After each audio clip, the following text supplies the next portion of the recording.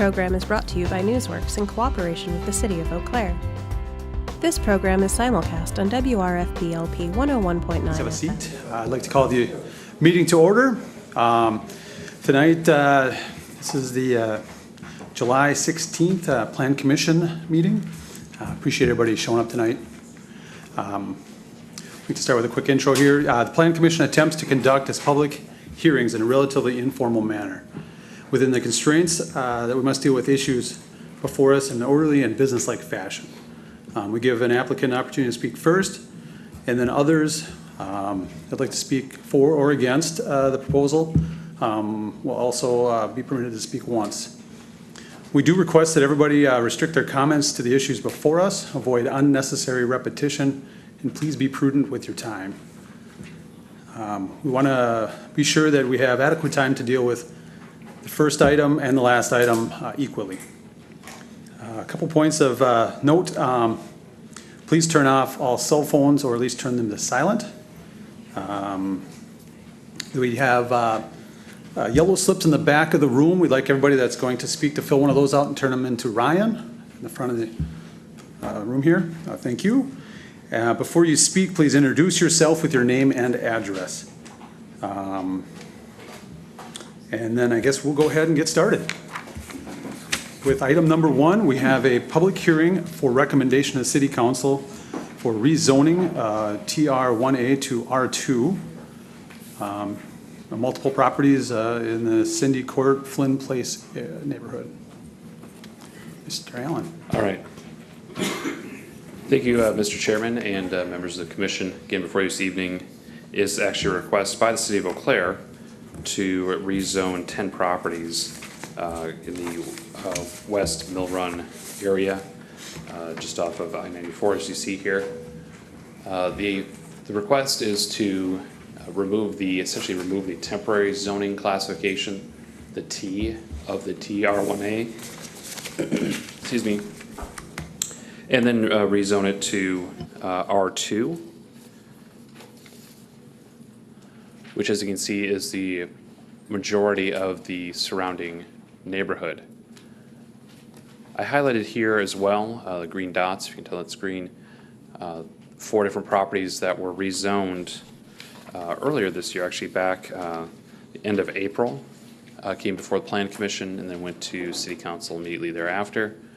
Request by the property owners at that time to do the same, to rezone out of that temporary rezoning because they were simply looking to get a building permit for an accessory structure. And simply to get a building permit, you do need to have the permanent zoning classification. So the city moved forward to be more proactive and make sure that we removed all the temporary rezoning or temporary zoning classifications as noted here before you here tonight, those 10 different properties.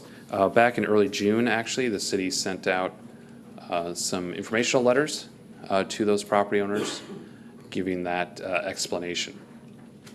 And here we are, as noted, at the Plan Commission meeting here, July 16th.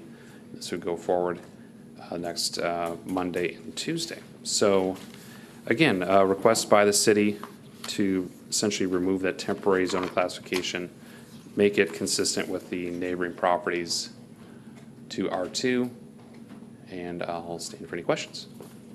All right, well, thank you. Quick question. No disadvantage for coming into this zoning class, right? I mean, it doesn't really change any. Not really. Actually, it doesn't get no disadvantage. Hopefully, just simply advantages in order to, like I said, just to be able to apply for building permits in an administrative sense and not have to go through this individualized rezoning process. Again, would allow for potential redevelopment down the road, but again, these are for the most part developed properties and would not really change any of their existing situations. That's great. Any questions for Mr. Allen? All right, I'm not seeing any. Now, the city's the applicant, so we're here for public comments, correct? Correct. Yes. Okay. Thank you. It was a public hearing. Yes. All right. Thanks. So we'll open up for public comments on this item. Is there anybody here that would like to speak? It's a public hearing, so one more opportunity. I guess I'm not seeing anything, so we're looking for a motion. I move approval. I'll second. All right, thank you. I got a motion and a second. Any discussion? Not seeing any, so let's call the question. All those in favor? Aye. Any opposed? All right, I don't hear any. Thanks. On to item number 2, again for recommendation to council, rezoning from P Public to R1. And this is northeast corner of LaSalle Street and Gooder Street. Mr. Allen. Thank you again, Mr. Chairman and members of the commission. Again, this is the area in question, a very small area. It's formerly a lift station that city owned at one time. So it shows a little bit better in terms of the zoning classifications. It is R1. Essentially, all surrounding properties. This is the only P Public portion in that area. That is a small area. As part of the deeding this over to the developer for the balance of the property, it has been noted that it's required as part of that deed to rezone it from the current P Public designation to the R1. So again, the city is also the applicant on this one, simply because they were the property owner, again, transferring that property ownership over to the surrounding neighboring properties, which is the development before you, coming a little bit further down in the agenda, the Independence Park 8th edition final plat. So again, the staff did receive a few comments, some phone calls, and an email. The email was provided to you earlier this morning, and just with some concerns and comments related to not just this property in particular, but also to the overall 27 lot subdivision, single family subdivision that's adjacent to. So I'm sure there are other folks who would like to share some comments on that. Just for reference sake, context, back May 14th, this was before you related to the rezoning of 1.42 acres immediately to the east side of the 6-acre project, as well as the preliminary plat. And again, now the developer is back with the rezoning through the city, and then the balance 27 lots for the final plat later on. So again, I should also note, just to clarify, that this is the public hearing portion of this. The final plat is technically not a public hearing. It is still a recommendation to the city council. So if there are folks in attendance who would like to speak on this project in particular, on this rezoning parcel, perhaps anything related to that, this would be the opportunity to do so. All right, that sounds great. Any questions for Mr. Allen? Mr. Greger. Thank you, Mr. Chairman. Mr. Allen, I was wondering, the city, I'm not sure if it owns the siren that's on that property, or could you explain maybe Sure. what the land is currently being used for in addition to that, perhaps? That's a good point. Again, it was formerly a lift station property, and there is an emergency siren, correct? Thank you for making note of that. And talking with Mr. Jensko, he did note that the city does own that and is looking then to move that in the immediate vicinity going forward here. And I'll defer to him if there's anything else to add to that. Yeah, the movement would be probably about 50 feet, just enough to get it farther over into the public right of way. Okay. And I guess I've got one question on what we received on the email regarding to school districts. Is anybody going to be relocated because of this subdivision? Or is that a real concern? Not been. Or nothing you guys? No, we've not heard anything specific to that from the school district directly. Not, again, I know there's some other developments currently underway in the area. So if there are any modifications to any of the boundaries for elementary schools and others, staff is not aware of those. Thanks. Any additional questions? Okay, All right, I'm not seeing any. thank you. Thank you. All right, well, this is a public hearing, so if there's anybody that'd like to speak on behalf, please come forward and up here. And please start with a name and address. Yes, my name is Janet Fraze, and I live at 2516 East Princeton Avenue. I realize that this is just rezoning for a very small corner of this development, However, I think that our neighborhood did not get very much input on this when this was gone through. My goal today is to ask the Planning Commission to consider other types of developments, especially when you're working with an older, established neighborhood. These lots are minimum size. The 14 lots that LaSalle Street from Gooder to East Princeton is about a 2-block area. Those lots range about 65 feet at the most wide. So, and Mr. Hasselander stated at the hearing where he proposed this development that he is looking for selling the lots to senior citizens. So that puts 14 driveways in a roughly 2-block for every 65-foot lot, with senior citizens backing out onto LaSalle Street. Now, I think what happened, Mr. Hasselander is a very established and respected developer in Eau Claire. And when he brought this to the zoning committee, he was meeting the minimum lot size for a home in Eau Claire. But what was not considered was the very unusual nature of this neighborhood.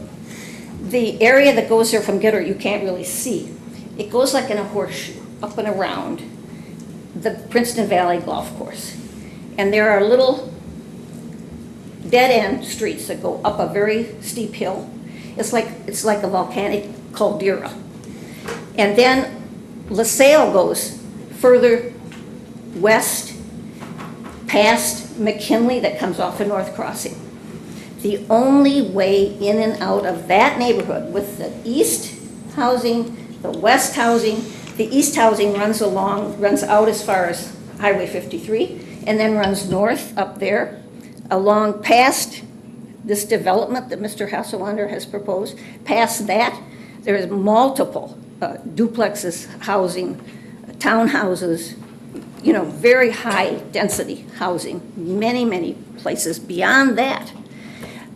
We all come in and out LaSalle to McKinley to North Crossing. LaSalle Street is a bus route, a school bus route, not a city bus route. It is an extremely busy street. So you're putting these 14 driveways. So that's of the 27 lots that are proposed. There's 14 that will actually come in and out. I'm just asking, I don't think there's anything we can do about this. It passed the zoning committee unanimously. It passed the city council unanimously. We didn't have time to really get our facts together. I'm asking this planning commission. I know we have new members on the city council. I think we have some new members on this planning commission. And I would really like to ask you to consider other kinds of developments like you're doing with downtown Eau Claire. This could have been a clustered development so that you could have maybe 2 roads coming in from LaSalle, maybe one from West Princeton, one from East Princeton. Could have come in, you could have saved all of our big trees where we have nature in a park-like area, because that would have still fronted LaSalle Street. Could have come in with clustering, common spaces for the houses that were built in there. There just was nothing else considered. And I really think it's time. They're having enough people, coming to the city council, coming to the city, asking for some different kinds of development that don't just conform to your minimum lot sizes. With respect to seniors, I think if you've got 14 driveways with senior citizens backing out onto that busy road of LaSalle, I'm sorry, seniors, but that's going to be a problem area. So that's my hope, is that in the future, I don't think there's anything I can do about it now. I wish you'd pass these around. This is just a copy of my statement. I just think the process, the way it works right now, with a developer going straight to the zoning committee, I think within 300 feet we were notified, residents. So our whole area didn't even know this was going on until way too late. Now we're trying to form a neighborhood association, and we will do that. So we'll get better notification. But I just don't think that should be a requirement for having some reaction time to this kind of a development. The other thing I failed to mention, besides all the houses to the east and to the west of this whole area, we have High Clara Development, which is a brand-new 54 homes. Comes right straight down, just a little bit to the west there of this little corner that you see, right down there. I just can't imagine how that intersection of LaSalle and McKinley with a short block going to the North Crossing is going to handle that traffic. Thank you. One minute, ma'am. Any questions for the presenter?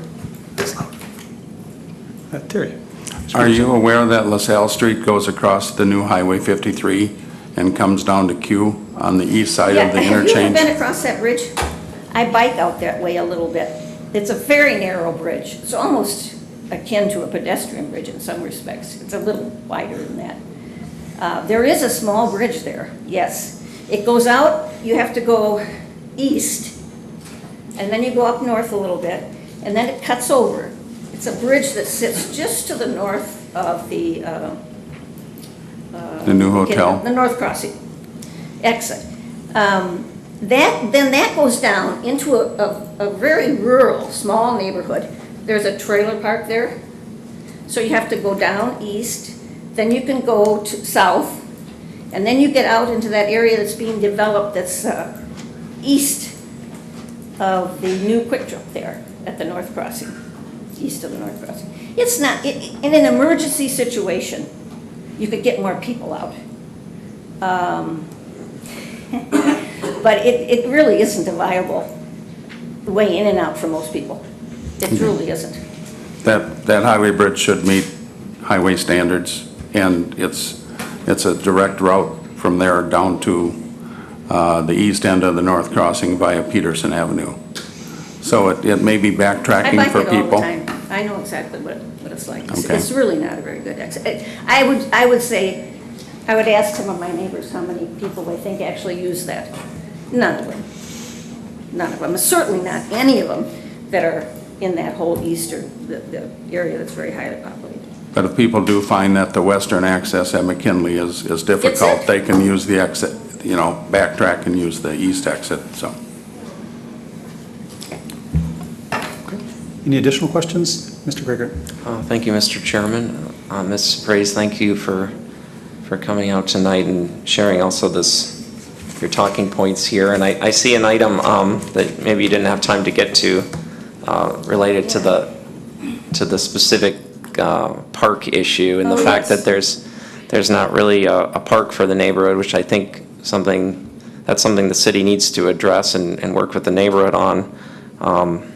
And unfortunately, that's not part of the plan here, even though, as you point out, it's called Independence Park as far as the name of the neighborhood. So 7 different in plats. Princeton Valley, obviously. Since 1979, 7 different plats to create just Independence Park, which is south of LaSalle and north of LaSalle, between East and West Princeton. Yeah, so I guess Just that area. Yeah, I guess my question for you was if you could maybe share your thoughts on a park in addition to your comments here in writing.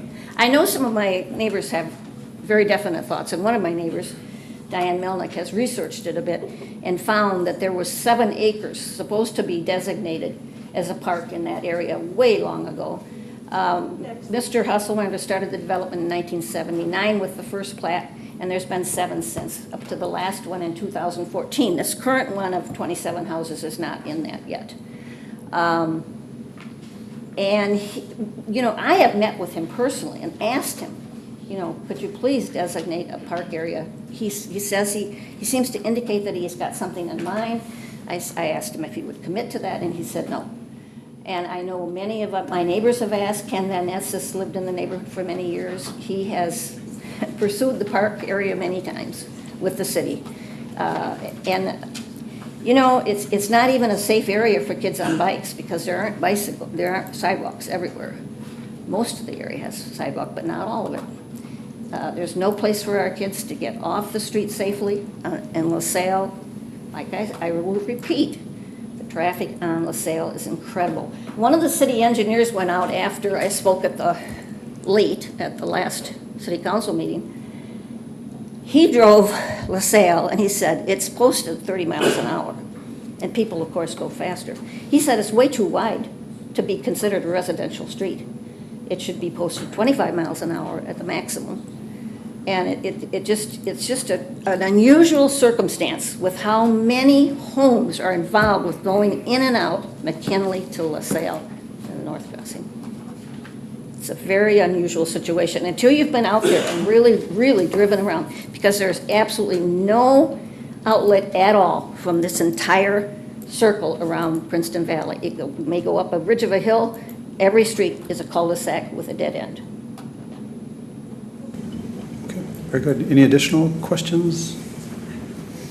I don't see any. Thanks a lot. Appreciate you coming up. Anybody else would like to speak on this item?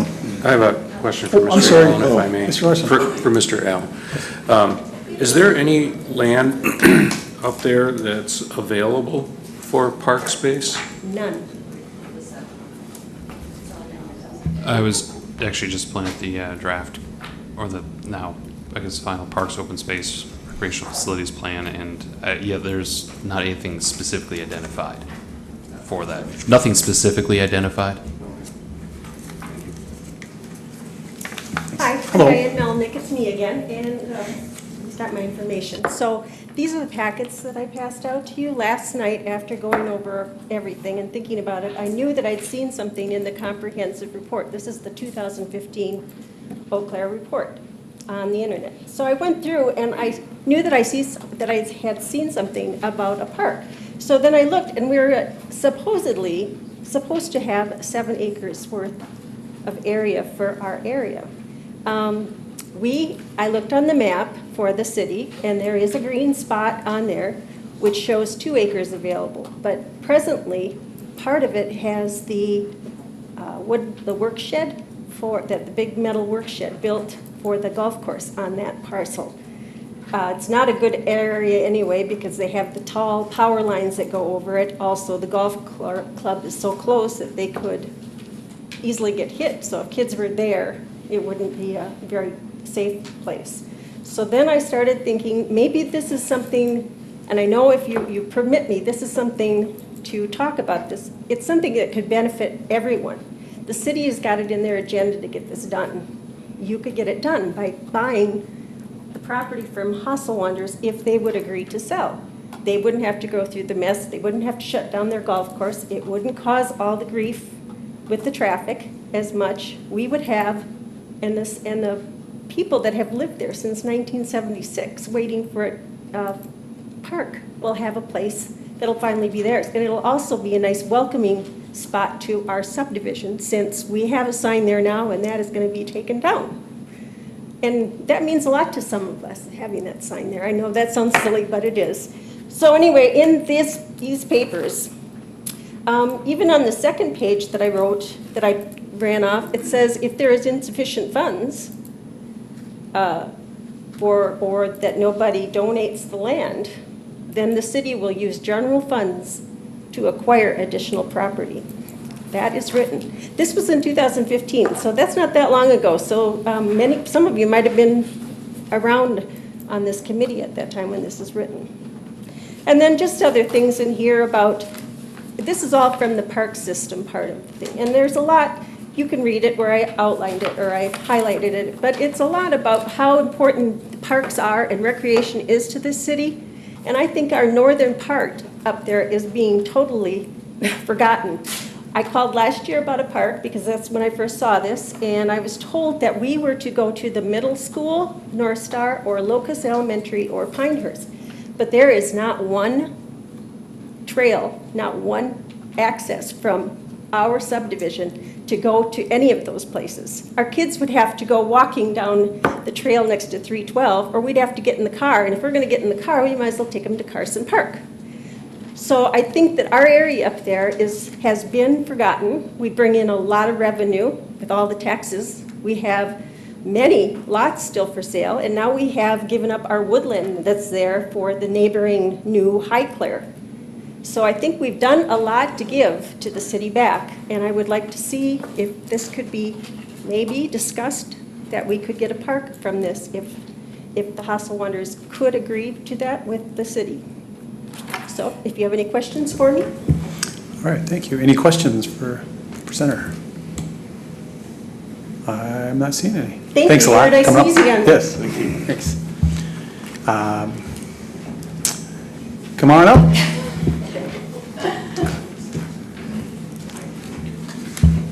Thanks. I'm Julie O'Brien, and I live at 2975 West Princeton Avenue. And I've been up here before about this. Question for everybody. This piece of land, does Mr. Hasselwander's company pay for this land, or do you just deed it to him with no fee? Mr. Allen or Mr. Jensko? I don't recall the financials with it, but it has been deeded over to Mr. Hasselwander. So he does not have to pay for it? No, there's a process that they go through where land is declared excess land and then it's put out for bid. And I don't know quite how the process went after that, but it is put out for public bid, so there is some money that transfers. I don't know how much in this particular case. So when would that notice have gone out to us as citizens that that piece of land was, that somebody could have purchased?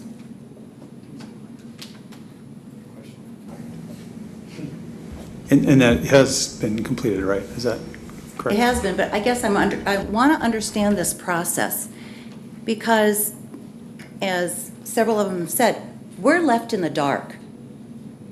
And I don't like that. I've paid taxes. I moved to this city in 1976, and I've supported this town. But I'm frustrated because it's like you want information, and by the time you find out about it, we're too late. And it doesn't encourage. I have 4 children, and do you know what? I didn't encourage any of them to stay here because of issues like this. So I guess I want to know, because if you deed over this piece of land to him without any money, you should have in turn said, we would like a park, a commitment in writing, and a deadline. It only makes business sense to do that, because you've left us out there by ourselves. And I know a lot of people, you live on the south side, and when I moved here, I'm from Duluth, I couldn't believe a realtor telling me, well, if you want to be anybody, you should live on the south side. Well, I'll tell you, that got my feathers riled, because I wanted my kids to be in with a mixture of people. And I love the north side. We lived off of Eddie Lane, and then we moved over to Princeton. But I just want to know, how did this all happen? How much is it? Why can't you guys at least say, we want a park? Hasselwander has been building since '76. Don't you think by that time he should have had a green space somewhere? That's a long time for somebody to be building and making good money and not providing a park. Simple little thing. School district. Okay, I was on the redistricting committee the last time. Every time it gets full. Northwoods is full right now. So their plan will be, when we get all these houses in here, and Highclere and everything else, we're going to take all of those kids in that area and we're going to bus them to Locust Lane. That's what their plan is going to be. I fought hard to keep that happening the last time. I didn't build my house in Princeton for my kids to go to Locust Lane. I would have stayed on Eddie Lane. Northwoods is over there. That's where these kids should be going. So as a planning commission, you guys should be looking too and working with this and saying, hey, how's this going to help and work with the school district? Also, he's got 40 lots left in our development. Those could make nice senior homes. And also, they wouldn't have big backyards, because right now, these are 65-foot wide lots, 140 deep. And Neil's comment was, these are people that have cabins and didn't want yard work. Well, I don't know about you guys, but my measurement comes out, I'm going to still have a heck of a lot of yard to do. So, I guess I'm very frustrated. Traffic flow. Somebody in the last meeting said somebody did a study and the impact was going to be like 55 cars at peak time. I don't know who or what figured that out, because was that including Highclere?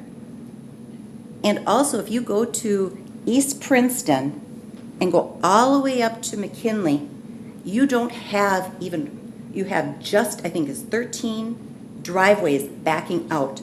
Now you're going to add 14 more. And even if you reduce that speed limit to 25, what do you think it's going to be? Everybody has been driving that 40, 45. And you don't have, you've got the one trailer court, but you got a second trailer court. So you've got, and apartments, you got lots of people coming through there.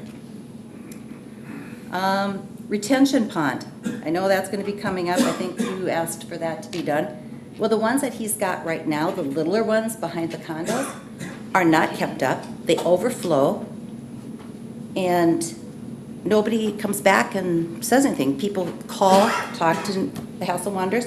They haven't taken care of it. So where's the follow-up from the Planning Commission and from the city on some of these developments? Also, you made the comment about going out Peterson. I didn't buy my house to do that. Before, I didn't even have the North Crossing. But yes, that is a route, but it's a longer route. It doesn't have sidewalks to. It's not the best road to take in the winter, because I've done that. So we don't have bus service. So we're left out there, we're isolated. So we really want you to kind of think about it when you're doing these developments. And also for that siren. We fought hard to get that siren because we couldn't hear anything. We didn't know when there were storms. I mean, yes, we all have cell phones now, but not everybody does or have them on all the time. So this 50 feet that you said it's going to be moved, I'm not sure where that's going to be. Is it going to be city land or is it going to be on private property? The answer to that question is it'll be on the Gooder Street right away, just adjacent to where it is right now, So it would be right on the boulevard? You're saying? where most of them are in town, yes. Okay. Let's see. I just want you guys to, you have a responsibility, and that is being stewards of our land and of the city. And I just hope that you think about that. And I know some of you don't live in our neighborhood, or probably have never even been in our neighborhood, but we have pride, and we're proud of what we've done and everything else. So think of that, but also on everything you're doing. You are in your positions, and you are our stewards of this community and of this land. Any questions? Thank you. Any questions for the speaker? Excuse me. I guess not. Thank you very much. Mr. Chairman? if I Yes, may, please. Just for clarification, the property in question has gone through a quitclaim deed process, and I will follow up on that in advance of the city council meeting next week, just to clarify where it is and kind of status of that at the moment. So what I heard from the city attorney's office this morning was that unclear as to what, if that paperwork was all finalized at this point. So Okay. I'll get that clarified and have answers for everybody at the city, in advance of the city council meeting next week. That'd be great. Thank you. Anybody else would like to speak on this? Appreciate that. And let's make sure we keep it fresh and keep new items on these going forward too, please. We've got a lot to cover tonight. Jim Kralik, I've been a resident of Princeton Valley for 28 years. Moved over in 1990, I believe. It's been a long time. I was there when I believe it used to be called, at least by the Cray Research people, Cray Valley, because there were so many Cray Research people there. And I moved over from the Twin Cities, and even when I bought the house back then, I was told of all of the, and again, I guess it's hearsay, but promises of there's going to be a park put in because of the rapid growth. We are empty nesters now, but we did have 3 children. At one time, there used to be, not a park, but the city used to have a small ice rink in the winter just by the maintenance shed, of which my daughter used to do some skating on that whenever they had that. That's disappeared. That also is an area that's not large, but it could be a mini park. I've lived through, since I've been there, almost like the Noah floods, the great one that occurred when that retention pond, when it was first built, went up to the top for the most part. I took my bike down Gooder when the water was about a foot deep and the manhole cover was pushing water out about a foot tall. So I'm concerned, as some of the other people came and talked about, the retention ponds. I helped a neighbor across the street, I think it was, again, 2 to 3 weeks ago when we had that big rainstorm. One of my other neighbors from across the street was helping one of the neighbors on the west side of West Princeton on the corner carrying bags in a wheelbarrow because the water from the High Clare neighborhood was coming down with such force that it was going out into the street and just a mud river going down West Princeton. Back whenever the original flood was there, it seemed like they didn't do the proper planning for retention water. And after this recent, I call deluge, that was going out into the street and almost flooded my one neighbor's basement, I went up and went through the new neighborhood, the High Clare, and noticed that all of the drains had this covering of fabric in it and filled with trash. So naturally the water couldn't flow in. It flows right down the high hills, the streets in the new neighborhood of High Clare, goes across one street, and there's a handicap ramp, I guess I call it handicap sidewalk, that allows the water to flow up right over, again, to one of my neighbors right across the street that has been working with mud issues for many times since we've had these large rains. I would think that, I'd like to see some parkland in that area, and also support the previous speaker that talked about all of those smaller lots going in on LaSalle, creating both back out and traffic problems for two reasons: safety, and second, selfish. I'm getting to the point where I might want to sell my house in the future, and green space is going to help me. I think my property taxes are something like $4,500 a year. I've been paying that for quite a bit. It seems like it's going up all the time. But I'm here to, as a longtime resident, to say, hey, do some work for some park for the safety. The retention ponds, to me, especially in the new development, High Clare, seem too steep. One's right on the intersections where I think even 2 or 3 times this year I saw people had lemonade stands there. Just over 6 to 7 feet, you have that deep slope into those retention ponds. So I guess I'm here as just a neighbor that's been, or a resident that's been living there for a long time, to ask for some green space in there for a mini park or a park of some type. Again, if that area where the sign is, if a chunk of land there perhaps could be creating a mini park where kids could go. If you go down Gooder a few blocks, there's a retention pond down there, and maybe that's not the city's, but in the winter, the kids use that they set up their own little hockey rink. And I don't know if that's safe. Retention water usually has a lot of salt solution in it, and I wouldn't think that's as safe as a pond or a lake freezing over. But that's been going, in fact, my daughter went down there a number of times, but I tried to keep her from going there when she was growing up, and kids are still using it. They're cleaning off areas in the larger retention pond across from the North Crossing, and they set up their own private little practice ice rinks there. Again, I think a safety hazard, and maybe a lawsuit hazard. I don't know. But thank you. I'm sorry I carried on. No, you're fine. Any questions for this speaker? Sorry, 1 second. Okay, I guess I'm not saying anything. Thanks. I guess, Mr. Allen, maybe make sure you got an answer for the park concerns before council.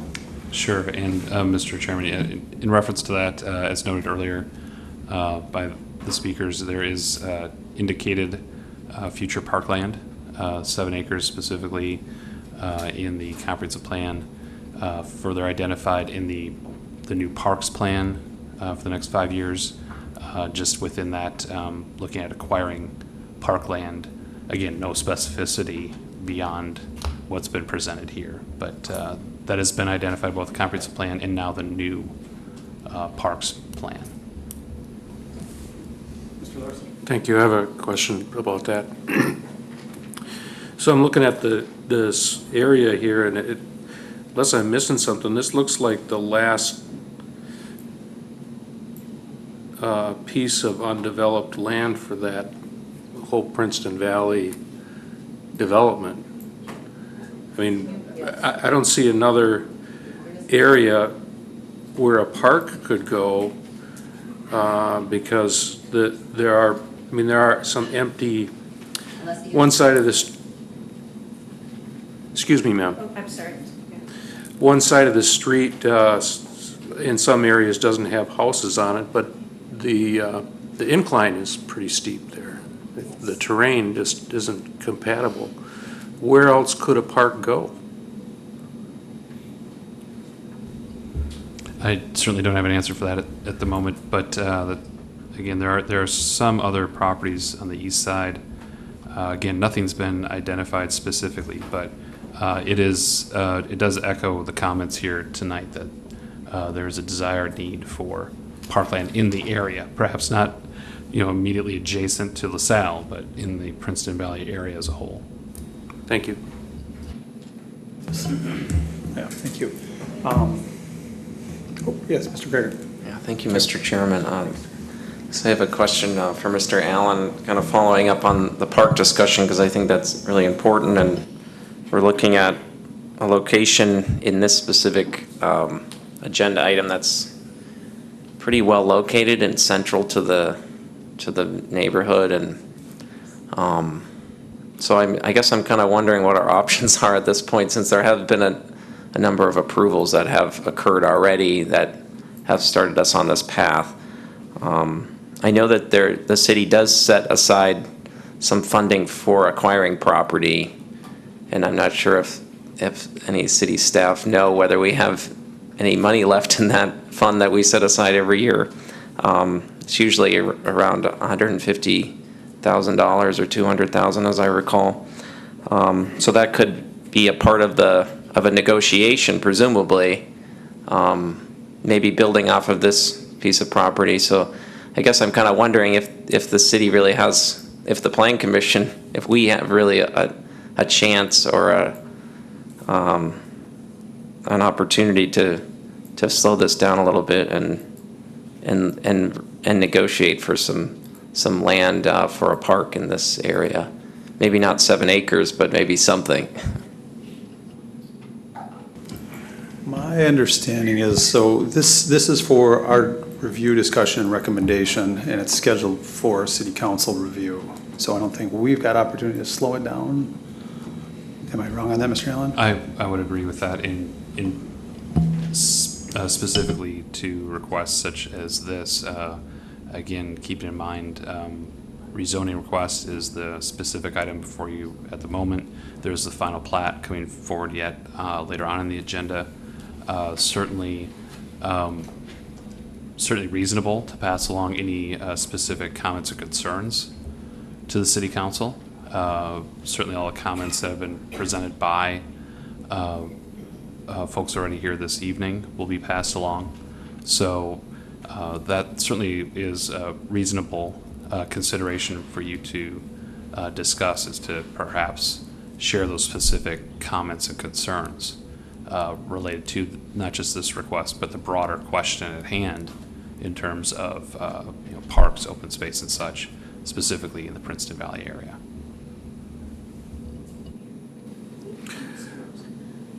I feel like we're moving a little bit ahead because there might be other people who want to speak, but it seems like there's one option we would have is to postpone it, whenever it's moved.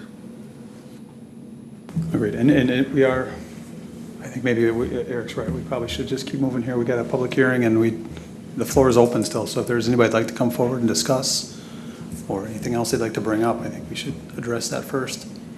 So if there's anybody else that'd like to come up and say something. Yes, ma'am. Answer the question? There was the question about, is there other available land? There certainly is nothing else available that is central to the community there. Because the lots that are open are, like Mr. Larson said, they're with a very steep area, very shallow from the street. They're really, I really have lived out there long enough. There just really is nothing left. He has a lot of lots to develop in larger size lots, or up a hill, up a very steep hill, but there's nothing left besides that land. Thank you. Anybody else? Yes, ma'am, come on.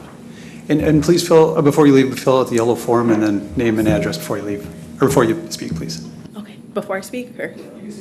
Okay. Name and address now, and then, Name is Carly Seegers, 2811 Charleston Court. I'm sorry, in the Princeton Development. We just moved into the neighborhood the last couple months. I grew up in Eau Claire, very proud of Princeton, went to North High School, have a very, I guess, good idea of what that neighborhood has always been. I guess my biggest question for the council is, has there been any thought put into what the culture of the neighborhood is in currently? We have small kids. We love how many families are in that neighborhood, and no disrespect to seniors, but it changes what you would expect and what you need from your neighborhood. Also begs the question, I know it was brought up, taking the east exit out. It seems to me, and this was crude calculations on my phone, it adds a significant amount of time, about 8 minutes round trip, which doesn't seem like a lot, but when you're coming in and out every day, and a couple miles on your car every single day, it adds up.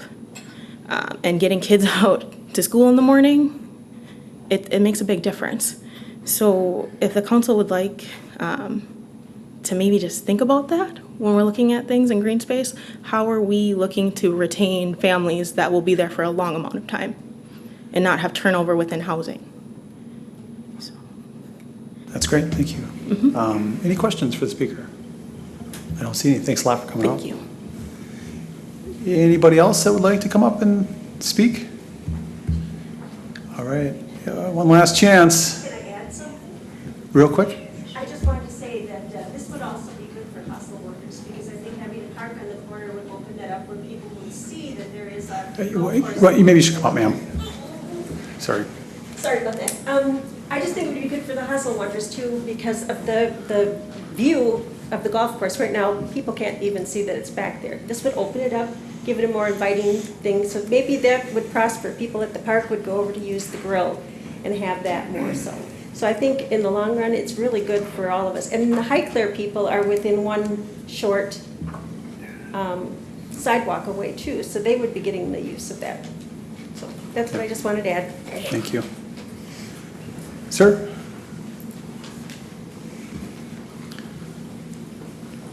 And name and address, please. My name is Joe Dolan. I live at 2801 East Princeton Avenue. Lived there for approximately 8 years. I'm not specifically here to change or add any comments that my neighborhood friends have well stated. I do have significant concerns about the amount of traffic and the things that would happen on LaSalle. But I'm here really to complain to you about the process. And the process is that a small sign went up in our neighborhood a few months ago. The sign was about this big, right next to a realtor sign, easily missed.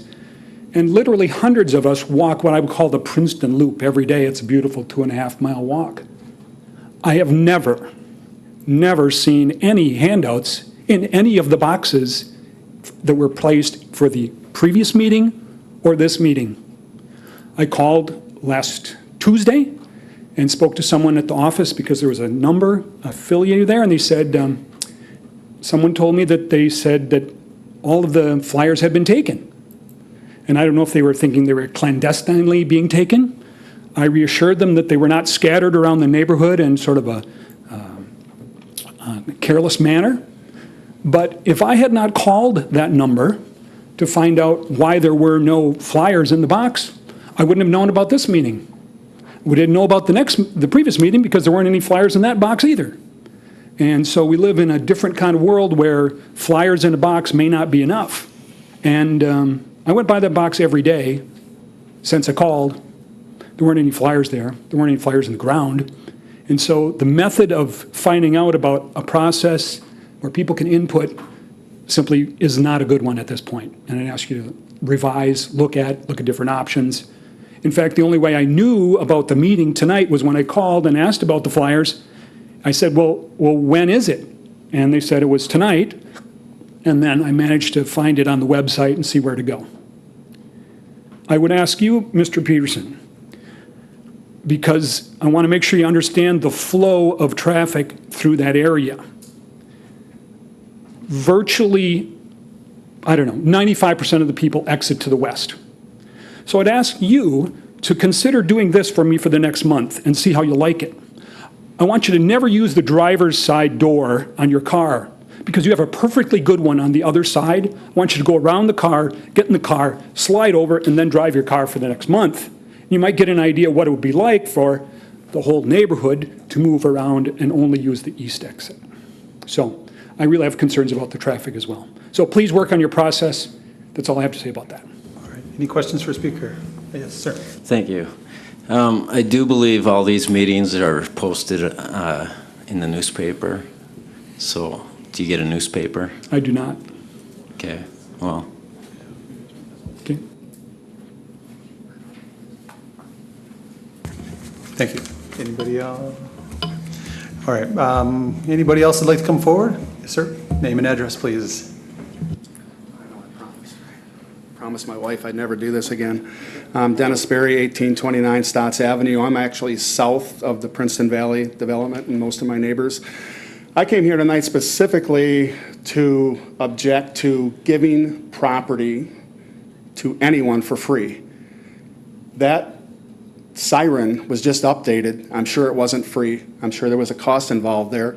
To move it, I'm sure there's going to be a significant cost. It's not just a phone pole. There's a lot of electronics that go in there. And all I'm seeing is, again, and then tonight, I don't know if everybody else heard, but apparently there's a quitclaim deed sitting on the attorney's desk already, so it's already been done. And how do you think I feel as a taxpayer knowing I just wasted an hour of my life down here to object to something that's already been done? The paperwork and the legwork's already been done. Someone needs to sign it and send it to them. This developer has gotten off the hook 7, 8, 9 times already, not holding to his promise of donating land to the neighborhood. And now we're done. It's over. There's no more. We can't make any more. We're not going to put it underneath the high wires. It's just crazy. And now we're going to give it to him. We gave it to him for free. We're going to move the pole. I'm sure I'm going to pay for it. You're going to pay for it. You're going to pay for it. And why are we here? Maybe you can understand why we're frustrated. That's all I got. That's all I got. Thank you. Ma'am, please. No, not tonight. Any questions for the speaker? All right. Last opportunity. Anybody who'd like to come up and say anything else? All right, I'm not seeing anybody, so let's look for a motion. Anybody want? I'll move approval just to get the discussion started here. Excellent. Looking for a second? I'll second. All right, we got a motion and a second. Now, discussion. Mr. Larson. I do think we need to slow this down and start looking at where this park is going to be, because it's been promised for a long time. It's in the comprehensive plan. And I don't know where else it would go if it didn't go there. So I know that the majority of the land is already rezoned. We've got this last sort of toehold on it right now, and I'm not ready to give that up. So I will not vote for this, but I would ask that maybe we postpone, get some more information about the history of what's taken place in this development, how the land was transferred, all of that. And get some discussion going with the developer about where the park is going to be, because there needs to be a park there. So I don't know if it's the appropriate time to make a motion to postpone, but unless others want to, I guess we'll wait and let others say their piece as well.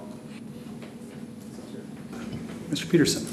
90% of the time when I leave my driveway, I backtrack because I like taking a left onto State Street at a 4-way stop intersection rather than a left turn. So I do backtrack, and I will go that extra mileage just so it's safer for me.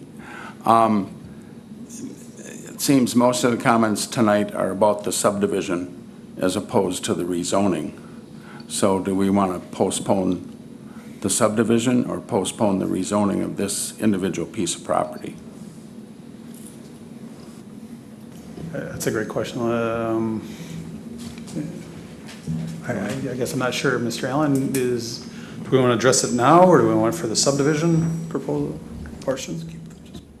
They're related, but they are separate in that this property is not specifically considered as a part of the final plat, so that you can act differently between both of those. And I guess point of order in terms of postponing or tabling. Tabling might be the more appropriate motion at this point if that's under consideration.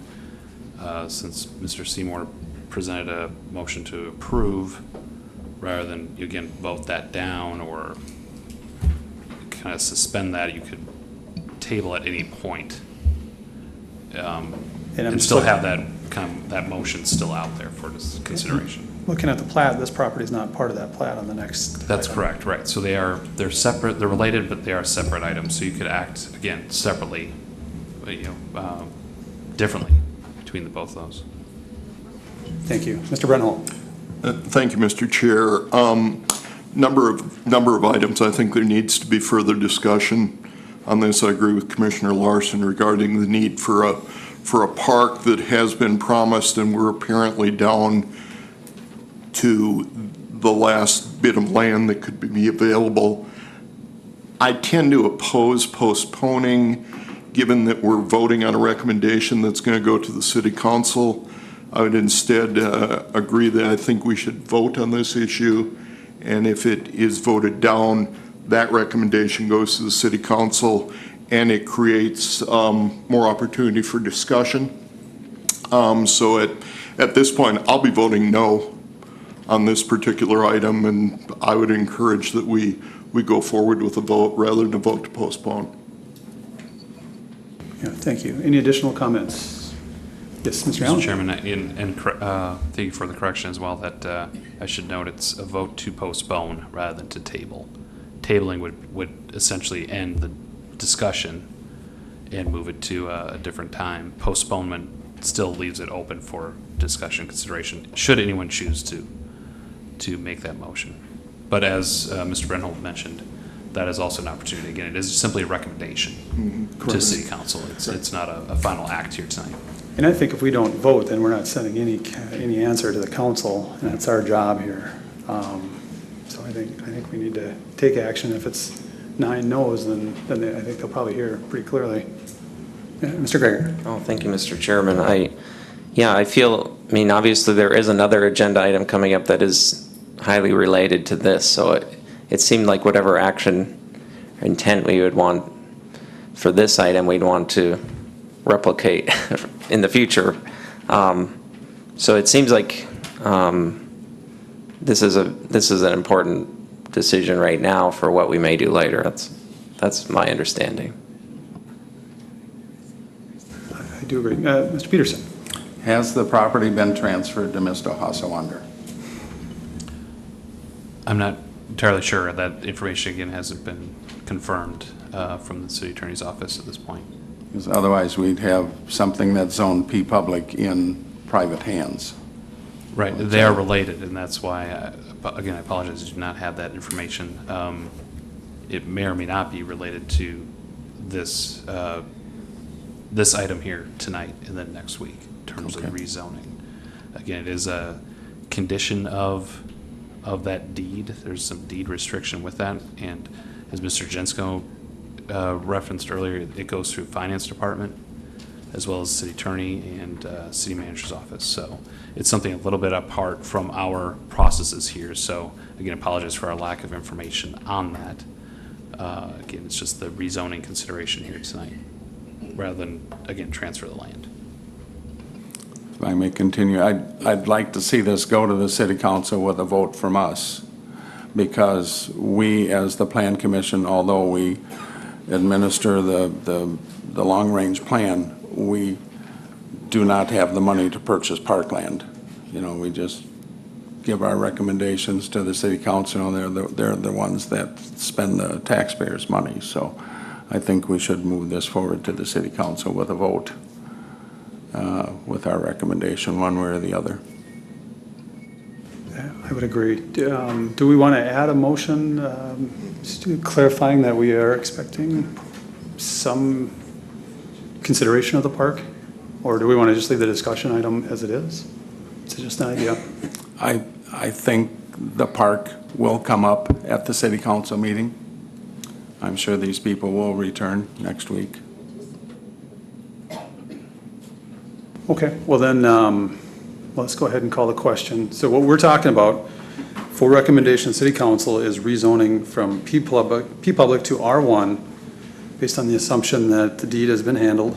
And then comments regarding the park will go forward to the city council.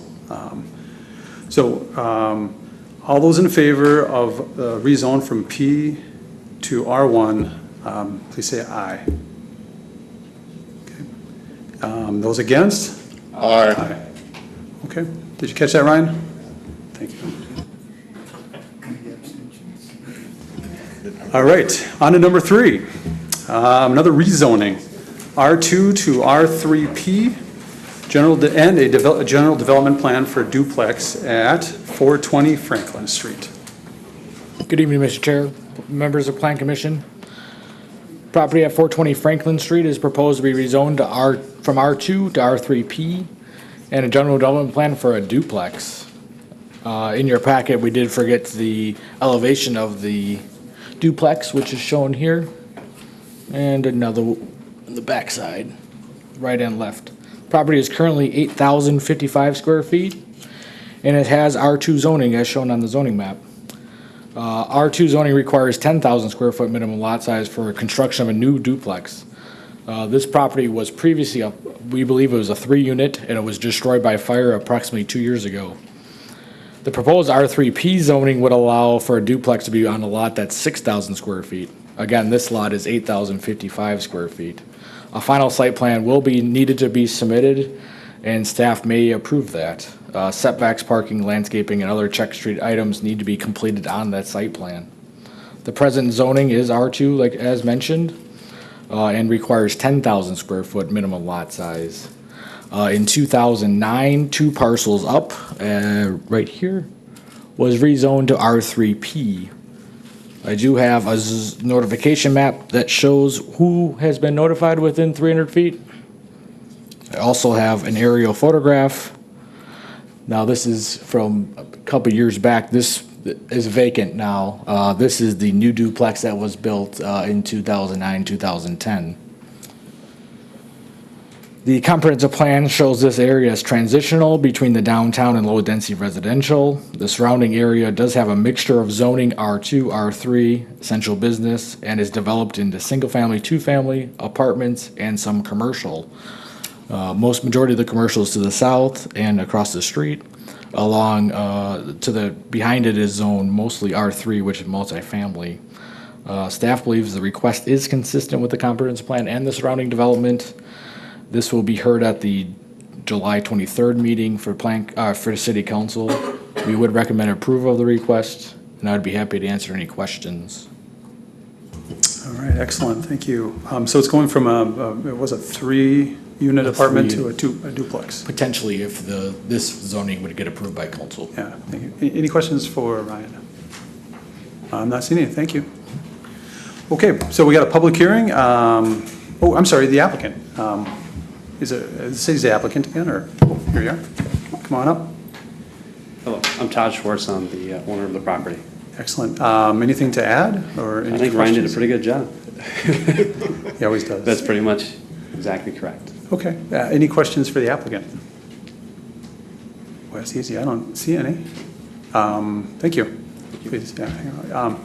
Is there anybody that'd like to speak to this item? It's a public hearing, so now would be a good opportunity to get up here and discuss. Last chance.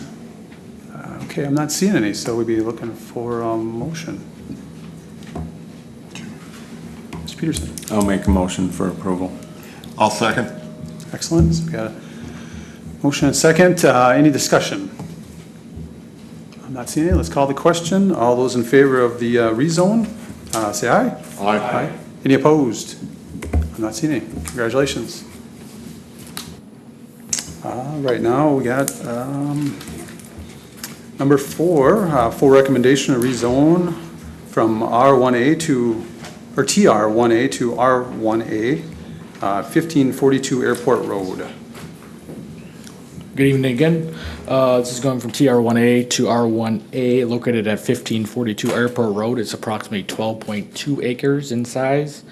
Was annexed into the city from the town of Lake Hallie in 1989. Never got permanent zoning similar to the first rezoning application on the far west side.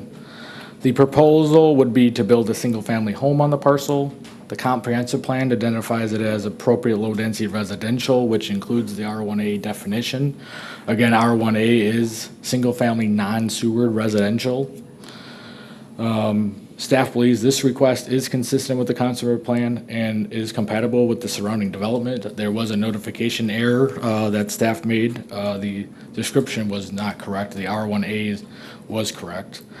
With that, this would go to the July 23rd meeting next Monday for council, and staff would recommend approval of the request. I'd be happy to answer any questions. Excellent. Any questions for Ryan? I'm not seeing any. Thanks. Is the applicant here? Come on up. Name and address, please. Nicole Wilson. I'm currently at 2531 Jeannie Lane, but we'll be out at 1542 Airport Road.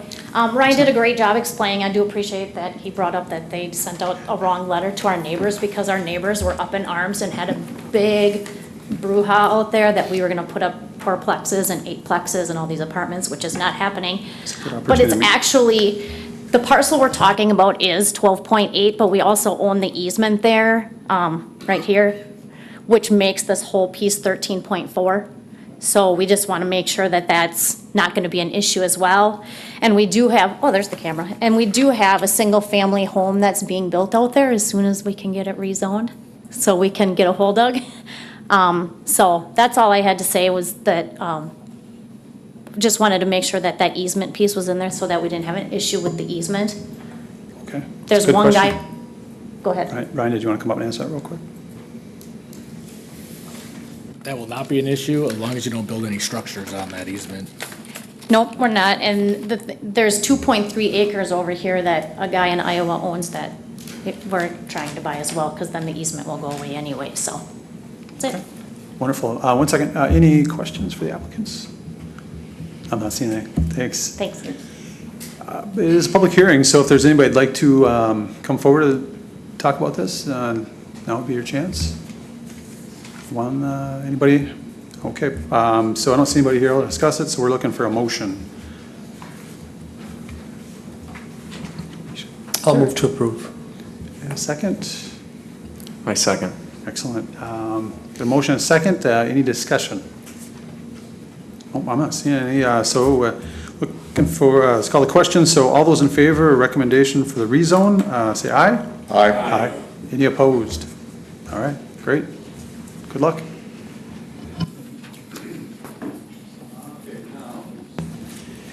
On to number 5, conditional use permit, public hearing for approval, excuse me, conditional use permit for wall sign building illumination and master sign plan for the Pablo Center.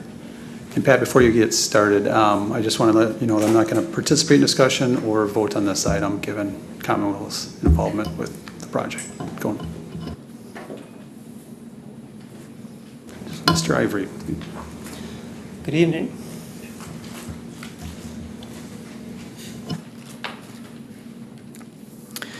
The Confluence Council Incorporated has submitted an application for a master sign plan for the Pablo Performing Arts Center located at 128 Graham Avenue.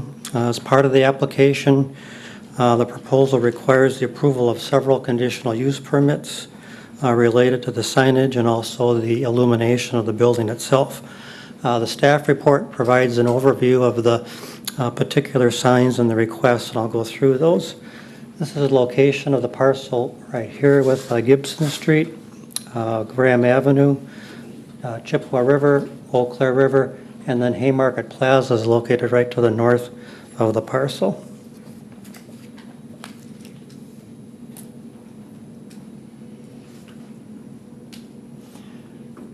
This is the north elevation of the building, so we'll go through each of the signs that are proposed as part of the master sign plan. The north side is the main entrance to the building. The first sign that we're talking about is a sign for Pablo, located right here above the entrance canopy, located right here. This is a day rendering of the front elevation with the sign Pablo. This would be about 53 square feet in size. And then this is a night view of the sign located here. Again, this would be on the canopy, front canopy of the building. Second sign is on the south side of the building. This would be along Gibson Street. The sign would be located right in this area here. There's another door to the building. This sign is smaller in size, about 26 square feet in size. As shown right here, this would be that door that I'm referring to, and this would be the sign. The third sign is on the east elevation of the building. It would be higher up on the building, up near the roof line. The building itself is 6 to 7 stories in height. Again, this would be Graham Avenue located here. This sign here would be about 250 square feet in size. Again, it would be an illuminated sign, so a larger type of a sign.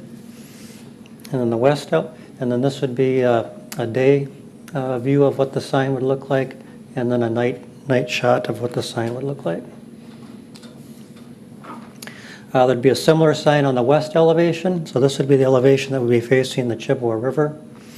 Again, near the top roof line in this location here. Again, the same size, 250 square feet in size. This would be the view of the building in the daytime with the sign, and then a view of the building in the evening with the sign illuminated. The Confluence Art Center is also proposing a message center sign. That would be on the east side of the building along Graham Avenue.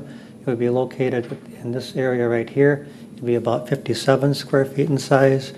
It would be right along the sidewalk at a height of 3 to 4 feet in height, and I'll talk about that in a couple of minutes. And then again, back to the north elevation of the building.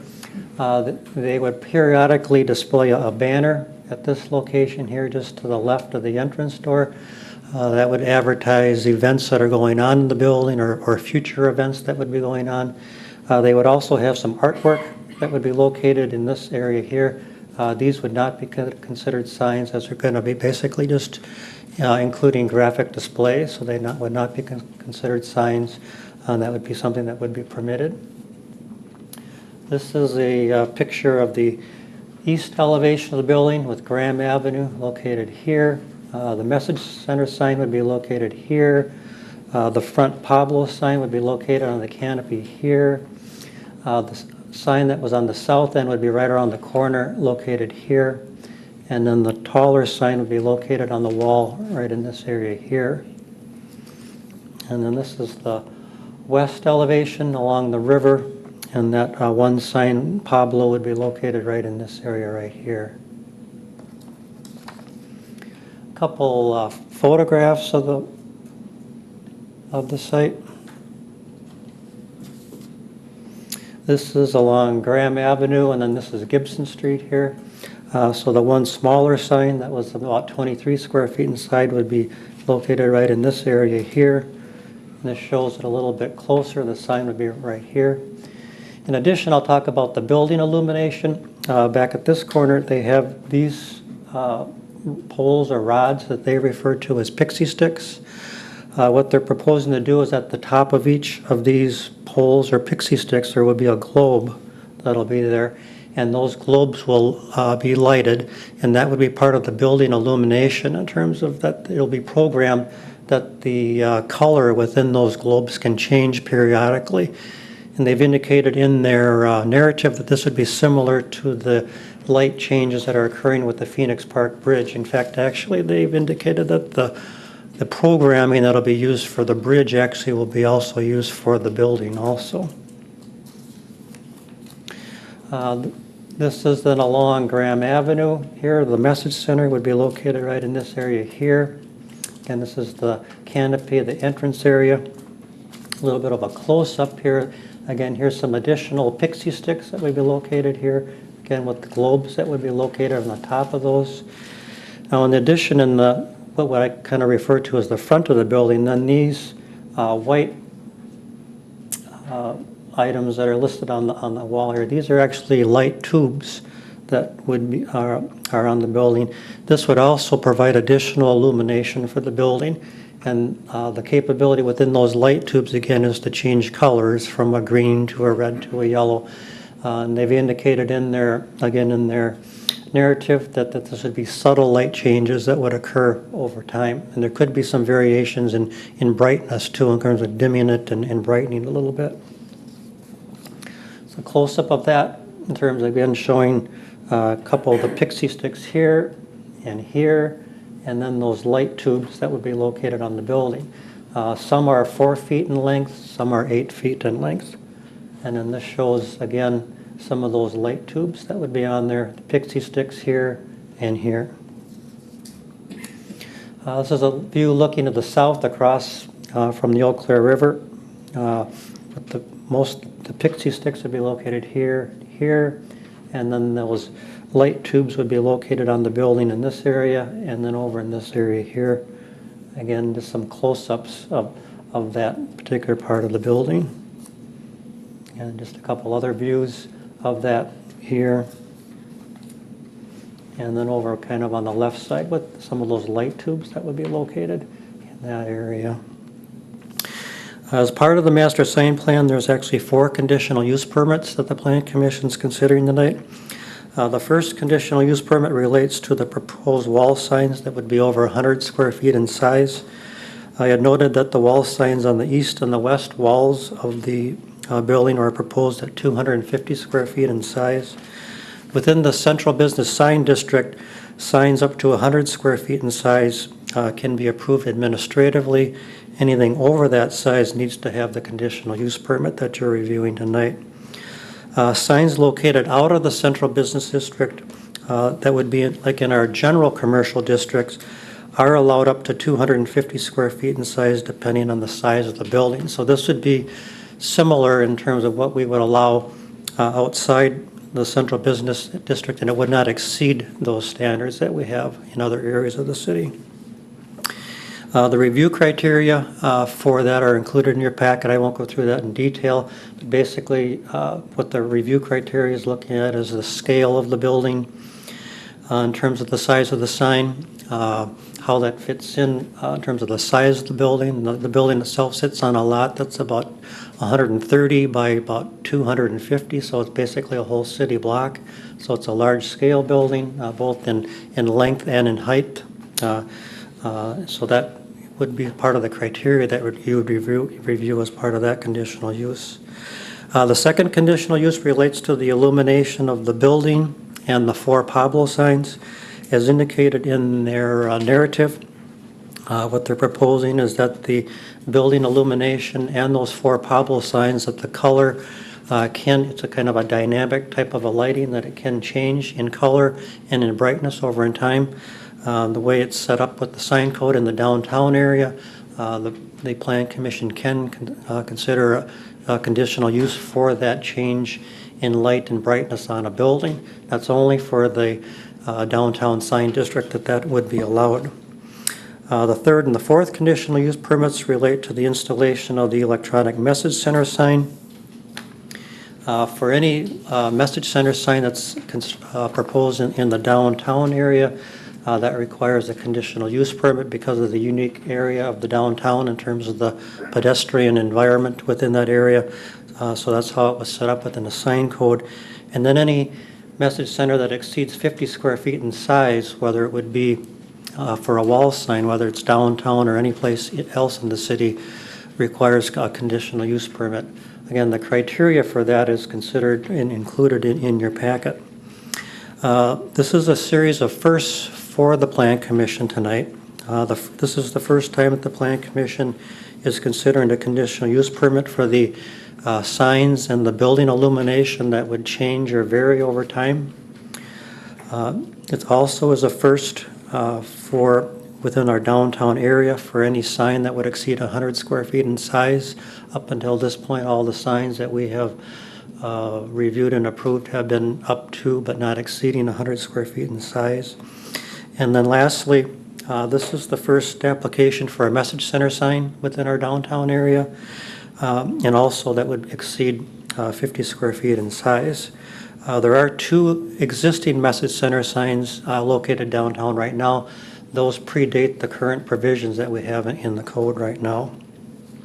The Plan Commission did approve one message center sign within the Water Street sign district, which would be similar to this back in 2012. That application was approved with the condition that the message or the display on that sign not change more than once per minute. Whereas our normal standard for message centers is that the sign has to be displayed for at least 1 second and then with not any transitions. The Commission has also approved other message center signs in proximity to traffic signals that have required that 60-second delay also. Finally, the sign code also requires that no wall sign extend into the public right-of-way unless it's at least 10 feet above grade, above the sidewalk. The proposed message center that we're looking at tonight is located on the east wall. It's about 3 to 4 feet above the sidewalk. The applicant will need to provide a letter documenting that the building is set back from the property line sufficient distance so that this sign does not extend into the right-of-way. We have been told that the depth of the sign is 5.5 inches, and it is somewhat common for buildings downtown to be set back from the public right-of-way 6 inches to 12 inches or so.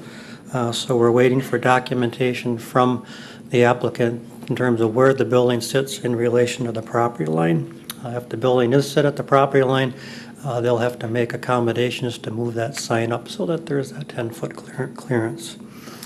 The Parks and Waterways Commission reviewed the master sign plan and conditional use permits at their meeting on June 27th, and they recommended approval of that. The minutes from that meeting were included in your packet. If the Plan Commission finds compliance with the review criteria for the conditional use permits, we feel that the approval should be conditioned upon the following: that the lighting and color changes for the 4 Pablo signs and the building be similar to that used for the Phoenix Park Bridge. In addition, there'll be 2 other bridges that will have similar lighting. The new bridge that's going up right now, that's going across the Eau Claire River, will have a lighting display similar to the Phoenix Park Bridge. And then the rehab that we're doing on the Grand Avenue Bridge will have lighting also. The applicant has indicated that those 3 bridges plus this building will actually, again, as I mentioned, be lighted somewhat in coordination or in unison. Secondly, that the lighting changes for the 4 signs will be gradual with no flashing displays, again, consistent with the narrative that's provided by the applicant. That the message displayed on the message center shall not change more than once per minute. Again, this is consistent with the approval that the Plan Commission had for the Water Street area, and also addresses safety concerns in this area where there'll be a substantial mix of pedestrians, bicyclists, and vehicles in this area. And then finally, submittal of a letter that the message center will not extend into the right-of-way. And again, if that's not possible, Plan Commission still could approve the message center with the condition that they make sure they provide that 10-foot clearance. So with that, if you have any questions. All right. Any questions for Mr. Avery? Mr. Greger. Thank you, Mr. Chairman. Thanks to Mr. Ivory as well. That was quite a list of signs to point out, and you did it very well. So I guess the message center, the electronic message center sign, is the one that kind of sticks out to me the most right now. And I guess, is there an indication as to what would be displayed in the purpose of that message center? I'm assuming it would be advertising programming in the building, but I guess I don't want to make too many assumptions. Are you aware of the purpose of it? Well, that's my understanding. It is with any sign within the downtown area, it has to provide on-premise advertising. So it would be providing information about events that are either going on currently or upcoming events. It gives them more flexibility than the standard manual type of message center where you have to go out and manually change the lettering. So within the course of, an hour, a couple hours, they're able to give out a lot of information about different events that are going to be going on at that center. Also, because there are 2 theaters there can be programming where there's a couple things going on at the same time. So that gives them some flexibility to advertise that. So I have a follow-up question to that. I guess, would you say that the signage program for this building is like comprehensive to what the plans are for the foreseeable future, or do you think they'll be coming forward with other changes or other signs in the future?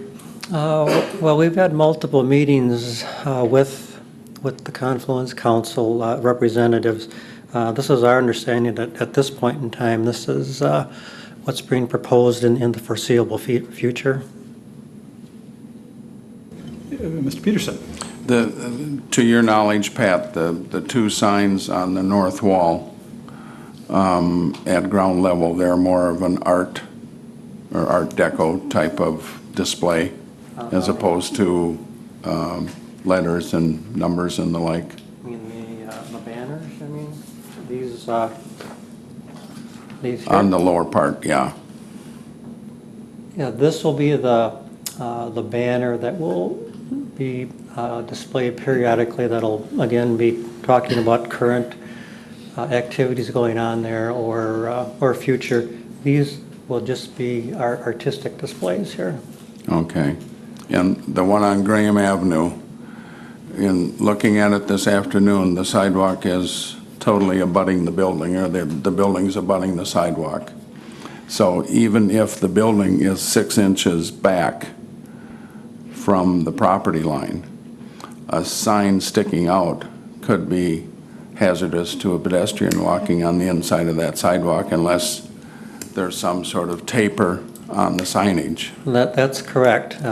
If the building does sit back 6 inches, it would comply with the code. But you're right that it would be, in terms of a person that's walking along that sidewalk, it wouldn't be jutting out. They could, as you mentioned, they could put a taper on either side of that sign to kind of prevent that from happening. And that could be an additional condition that the commission may want to place on that sign. That way you would brush by it, or it would move you over as opposed to ramming into it. Without it, you wouldn't have a sharp corner that way. Yes.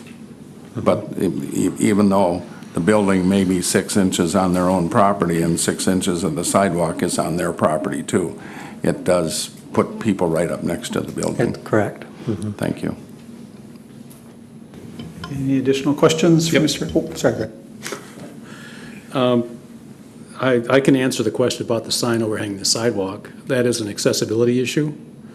For those who are visually impaired, anything extending further than 4 inches off a wall surface is required to have a guard preventing people from walking into it accidentally. So if that is over a walking surface, accessibility code requires particular design response. Anyway, the question I had was the smaller Pablo signs all seem to be calculated on a complete rectangular area, whereas the largest ones are calculated letter by letter. I don't recall another time that we've calculated a sign based on the individual shape of letters. The biggest of the Pablo words appears to be about 420 square feet of area. When counted letter by letter, it's only, 250? Have we had another case I'm not familiar with where we've counted individual letters as separate components of a sign? Yeah, we're not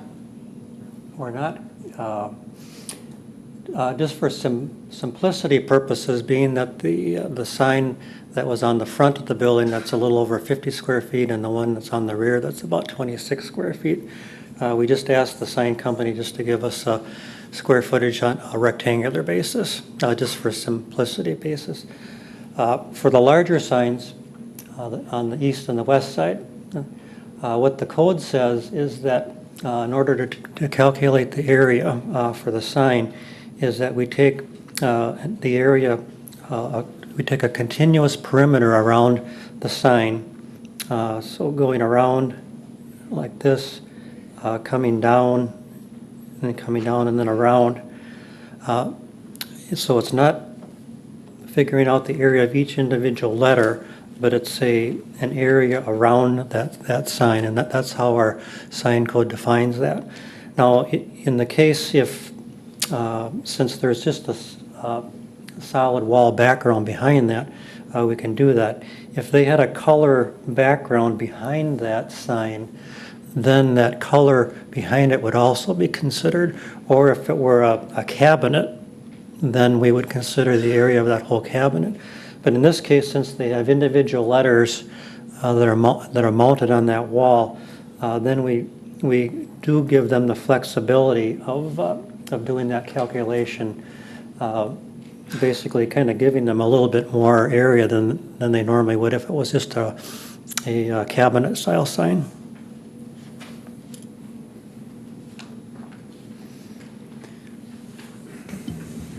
Any other questions? Mr. Greger.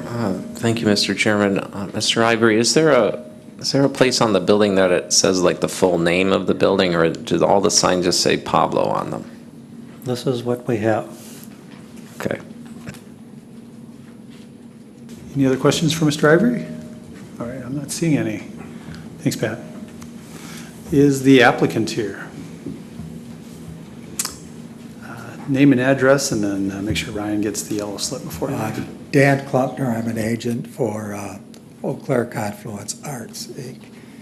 And Julia Johnson is with the Pablo Group. And I guess what I'd like to do is give a broad overview of what we're doing, and then Julia can drill down into what the specific implications of that are. But the nature of this project is clearly unique and iconic in a way. And so we started with this major shift in use and appreciation of our waterways. This project certainly accomplished that. Another objective was expansion of the park theme and expansion of access to the riverfronts. We've accomplished that. But there is this iconic element that says that there's something special going on in the center of Eau Claire. And it's about it's a center of excellence, it's a hub of creative economy, it's a trademark of a moving light sculpture that is now downtown. All of those things are not contemplated by a sign code, but they're an important part of the rationale. The other thing is that the success of the collaborative effort, including the relationship between the city and this project, as well as many other partners, is well known to be creative as it goes. And I don't think there's been anything in the relationship between the city and the project that hasn't, to some extent, been creative in how it's been implemented.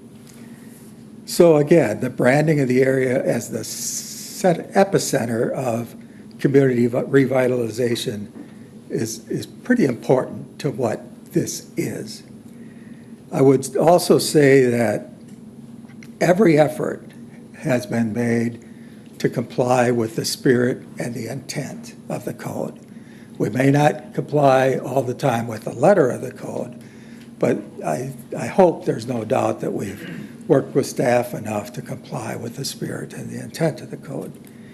A couple of things just generally, I won't get into Julia's area, but the exterior signage is all subject to color changing.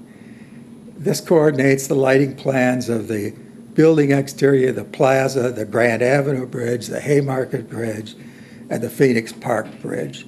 The reference to it will be much like the existing Phoenix Park Bridge is it will in that it can pick up basic color tones off of that, but it won't have the velocity of change.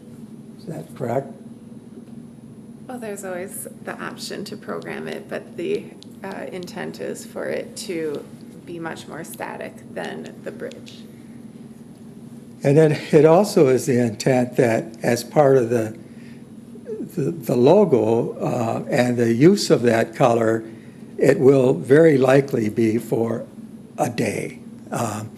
There's efforts so that it might be blue if there's a movie going on, it might be red if there's comedy, there might be something else if there's something else going on in that center. So again, it's not intended to be changing spontaneously or rapidly. The lighting is designed to be readable but subtle. I don't think that's a contradiction, but it is readable but also subtle. No quick or distracting changes in the messaging and either the color or the letter style will be allowed. We certainly understand all of those issues about distractions in the, particularly with the message center. All the sign areas have been reduced to comply with the code as best we can, but yet they still reflect the overall size and the mass of the structure. The other thing that I would note is the encroachment question. I understand the provisions that you're talking about in terms of let's make sure that it's not a hazard, and I can't imagine that we can't do that. But the technical question is we won't know how far it is between the property line and the actual face of the building until a post-construction ALTA survey is complete.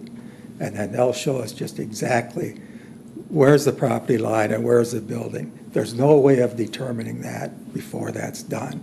And that can't be done until everything is finished around the property. The other thing I would suggest is that we have an encroachment provision that was adopted by the council, and I don't know who might want to see this, but there was an action by the council that said that we have encroachment easement for everything under the canopy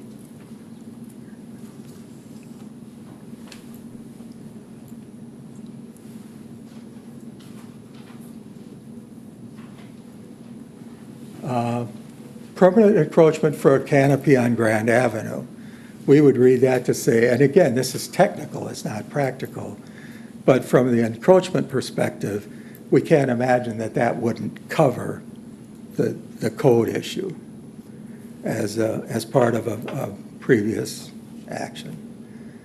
So any other general questions in that regard, or we can...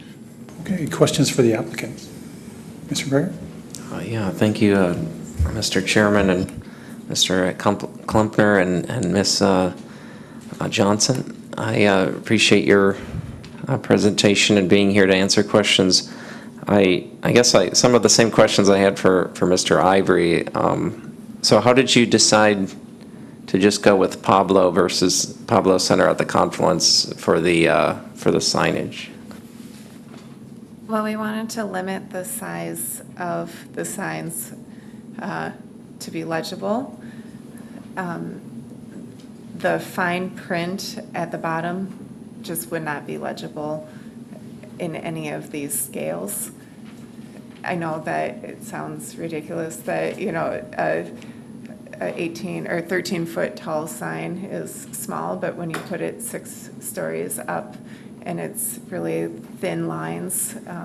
So the place that you would see the entire logo is on the door as you go to open it. So more on the pedestrian level instead of up high on the building.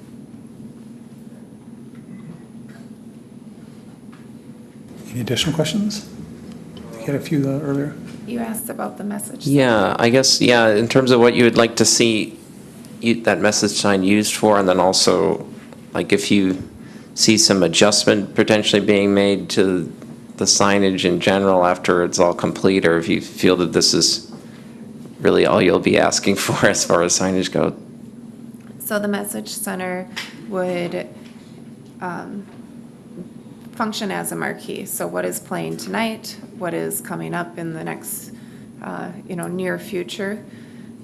It's just that ability to change it and keep up with the volume of productions that we hope to accommodate at the center. And then as far as the other signage, this package is complete. The only thing that we could not include in this package was an considered I, meaning like the international sign for information that the visitor center had on one set of their plans, but they do not have the details for that plan because their ask is not complete. So that is the only one that has been contemplated but is not planned that I could see potentially being asked, and that would be on the Graham Avenue side where their front door is. I think staff has addressed that too, so, as an informational signing.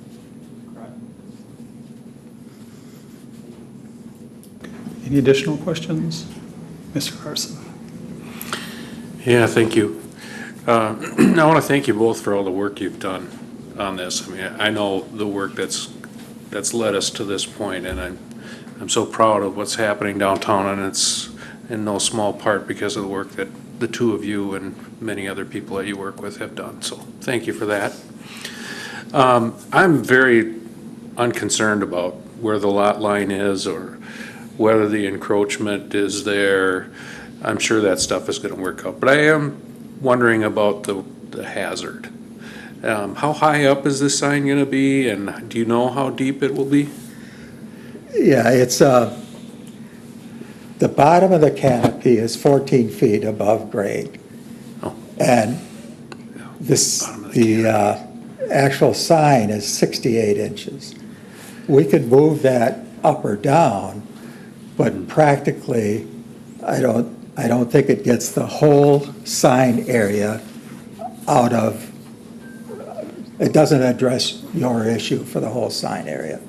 We can be as flexible as we want. We can incorporate any provisions, but I don't think we're going to be able to fully address that. Well, I just trust that you'll keep that issue in mind. 5.5 inches is the planned depth. Any additional questions? I have Yes. questions. Mr. Seymour? It's kind of a suggestion, but perhaps with that, you could have a curved railing. I don't know if that would meet code that would,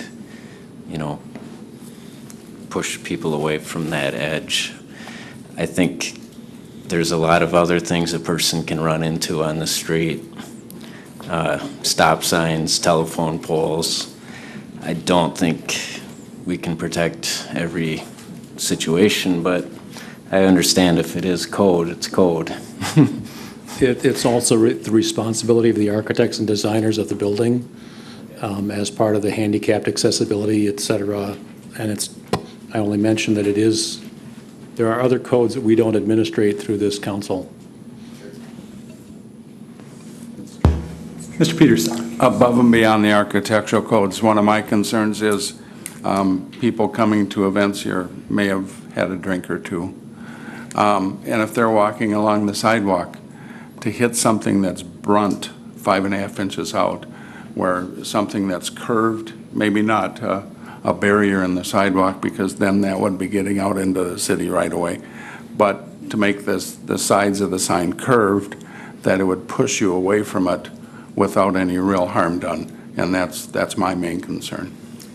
Would you, above and beyond any architectural requirements. is it appropriate to suggest that that issue could be addressed by staff as a condition of the issuance? We'll provide some details and work through it with staff.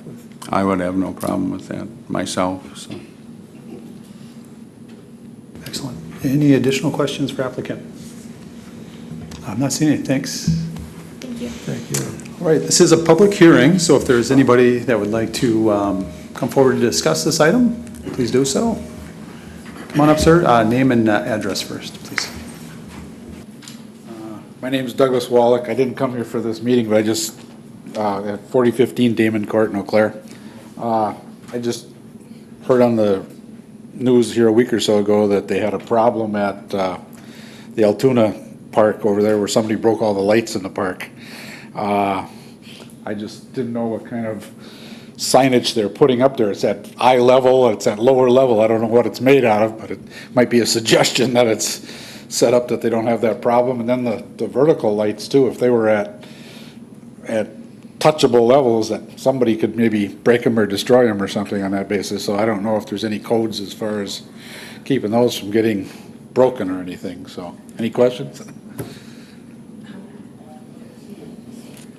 I'm just going to pass it on.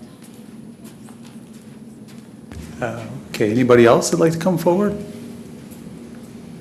One more time, anybody else? All right, so I'm not seeing anybody else.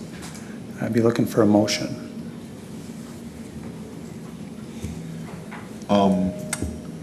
I'll move, if we can do so, I'll move approval for all 4 conditional use permits, if we can do it in one package.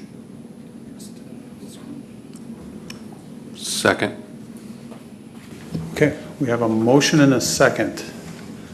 Discussion.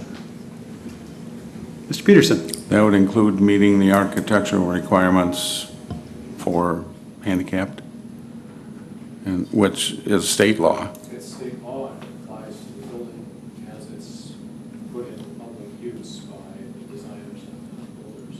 And then the applicant working with staff as far as the safety of the wall-mounted sign on Graham Avenue then.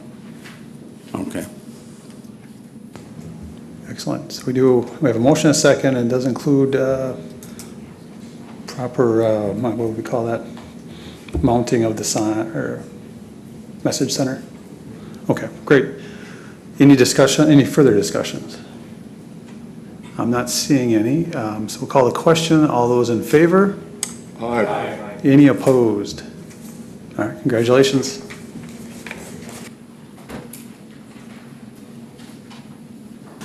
All right, on to item number 6, public hearing for approval, conditional use permit, ground-mounted satellite dish at 1819 Mitchell Avenue. Mr. Petrie. Good evening again. The application before you is a conditional use permit for a public utility ground mount satellite dish. Here's the site plan showing the current location. There is a cell tower on site. The proposed satellite dish is approximately 70 feet to the southeast of the site. Here is example, let me zoom out just a little, of the 12-foot diameter satellite dish. The current site is currently zone C2, which is commercial with existing cell tower. In your packet is the narrative, also the existing satellite dish, which they're proposing, and the site plan. The proposal is a 12-foot satellite dish to receive radio programming, which is broadcast on 10:50 a.m. Again, the satellite dish is approximately 70 feet to the southeast of the existing cell tower. The access drive will remain off of Mitchell Avenue. Previously, this site did have 2 existing satellite dishes, but they were removed in 2006 by the previous landlord. At that time, this application and applicant was broadcasting on Brackett Avenue. However, they have closed that location and need a new satellite dish. Public utilities are reviewed by the Plan Commission. The code provisions are in your packet. It appears this structure is approximately 130 feet from all property lines, with the understanding that there is residential on the south and east. It appears to meet all setbacks. Staff does feel that there's a natural buffer with prairie grasses and trees providing, and there is a fenced-in area. If the Plan Commission does find compatible with the provisions in code, they should approve this request. I would be happy to answer any questions. Any questions for Mr. Petrie? I'm not seeing any. Thanks. I'm sorry, is applicant here? Excellent. Name and address, please.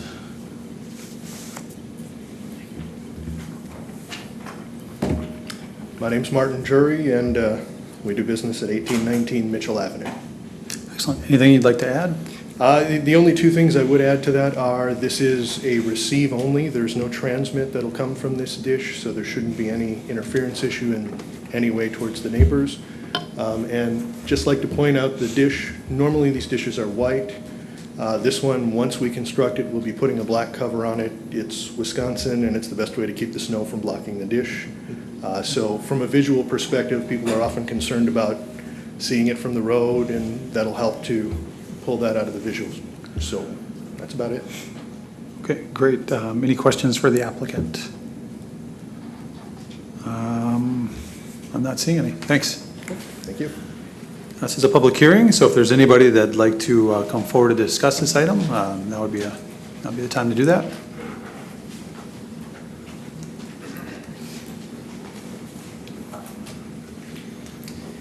Yeah, I'm Jeff Stotts, 2506 Colonial Drive here in Eau Claire. And I'm actually one of the partners with Stotts Real Estate Partnership. So we own all the vacant land around the radio station. And for what it's worth, it'll be residential all the way around it. And we're against this. And part of it is because, back in 2006 when the tower was built, they had the satellite dishes. Part of the condition was they had to clean that stuff up. And now we're going to start talking about putting satellite dishes in. And when one comes, and there's going to be two, and how many more are they going to request to put. And I've also talked with all of the neighbors that are abutting the property, and I have, we did a little, all of them are against it, and I've got their signatures, all but one, that, you're welcome to see. But again, we're against, having that put in. Any questions for the speaker? Thank you. Thank you. What is it about this that the neighbors are against? The eyesore, seeing this great big seeing the big satellite dish there, I think, it's going to take away from the neighborhood. Do you think that there's some screening that could happen that would? They tried that with the radio station, but they don't take, when the new tower was put up, they did this beautiful landscaping plan, trees, they don't maintain it. They talk about this, they're supposed to have prairie grass out there, it's just weeds. And then they come in once a year and cut it, and when they cut it is when all the flowers do start to bloom, but. So this business though has been there a long time, right? Yep. Like since 70s, 60s? Could be, yep. Yeah. But we, when the land was for sale, they had the opportunity to buy that land just like we did. But we thought it'd be kind of a nice little residential area, for the city of Eau Claire, with their parks right there, the swimming pool right there. Sure. It's a nice neighborhood, and we're just trying to maintain that. Okay, thanks. Yeah. Any addition, Commissioner Peterson? Was the radio tower there when you bought the property? Yeah, the old one was. Then part of the condition was they took it down and then centrally located it, and then they put up the new one, and they went taller. And part of it going taller was cleaning up the satellite dishes, the old buildings that were on there, an LP tank. And I got copies, I got a copy of that too, your staff report from back in '06. Do you know if people really see that radio tower, or do they just look past it? You got to talk to them. Okay. The people that I've talked to, they don't, the tower itself, they don't mind because it is a nice neighbor, doesn't talk back to you.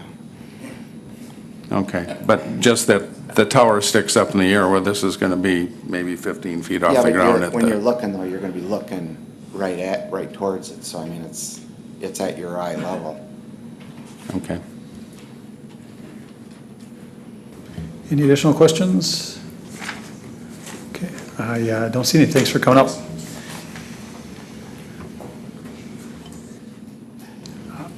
Anybody else that'd like to come forward on this item?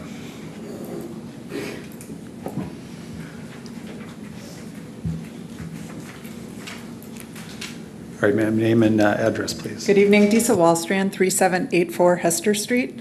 I'm a new neighbor. I'm one of the newest neighbors to this property, and the dish is coming closest to my house out of all of them in the neighborhood. So certainly know that the tower's there. Actually, it makes for it's a challenging juxtaposition, commercial and residential, but I like it. It's open. My concern would be, I was actually here when the 2006 conditional use permit was put in place, and there was certainly a strong argument about cleaning up, clutter. Clutter is an eyesore, and the whole idea was to go to a single tower, single building, and do that. So this is a reverse of that, to start allowing another dish. And as a neighbor, I would be concerned, would there be more along the way? And that clutter becomes more of the concern than anything. And it just feels inconsistent with what I could understand about what was planned for the property as a new property owner. And so I do have concern about that. As a neighbor, by the way, I know that the applicant is the leasee, is renting, so to speak. The property owner I've contacted actually about not mowing the flowers between the fence and my property, and they were willing to do that for me, to stop the mowing, because that's such a great pollinator habitat there. So I know that the landowner has been a good neighbor in that sense too, but I am concerned about additional clutter. Thank you. No, thank you. Any questions for the speaker? All right, I don't see any. Thanks for coming up. Anybody else that'd like to discuss this item? Anybody else? I'm not seeing anybody, so I guess we'd be looking for a motion.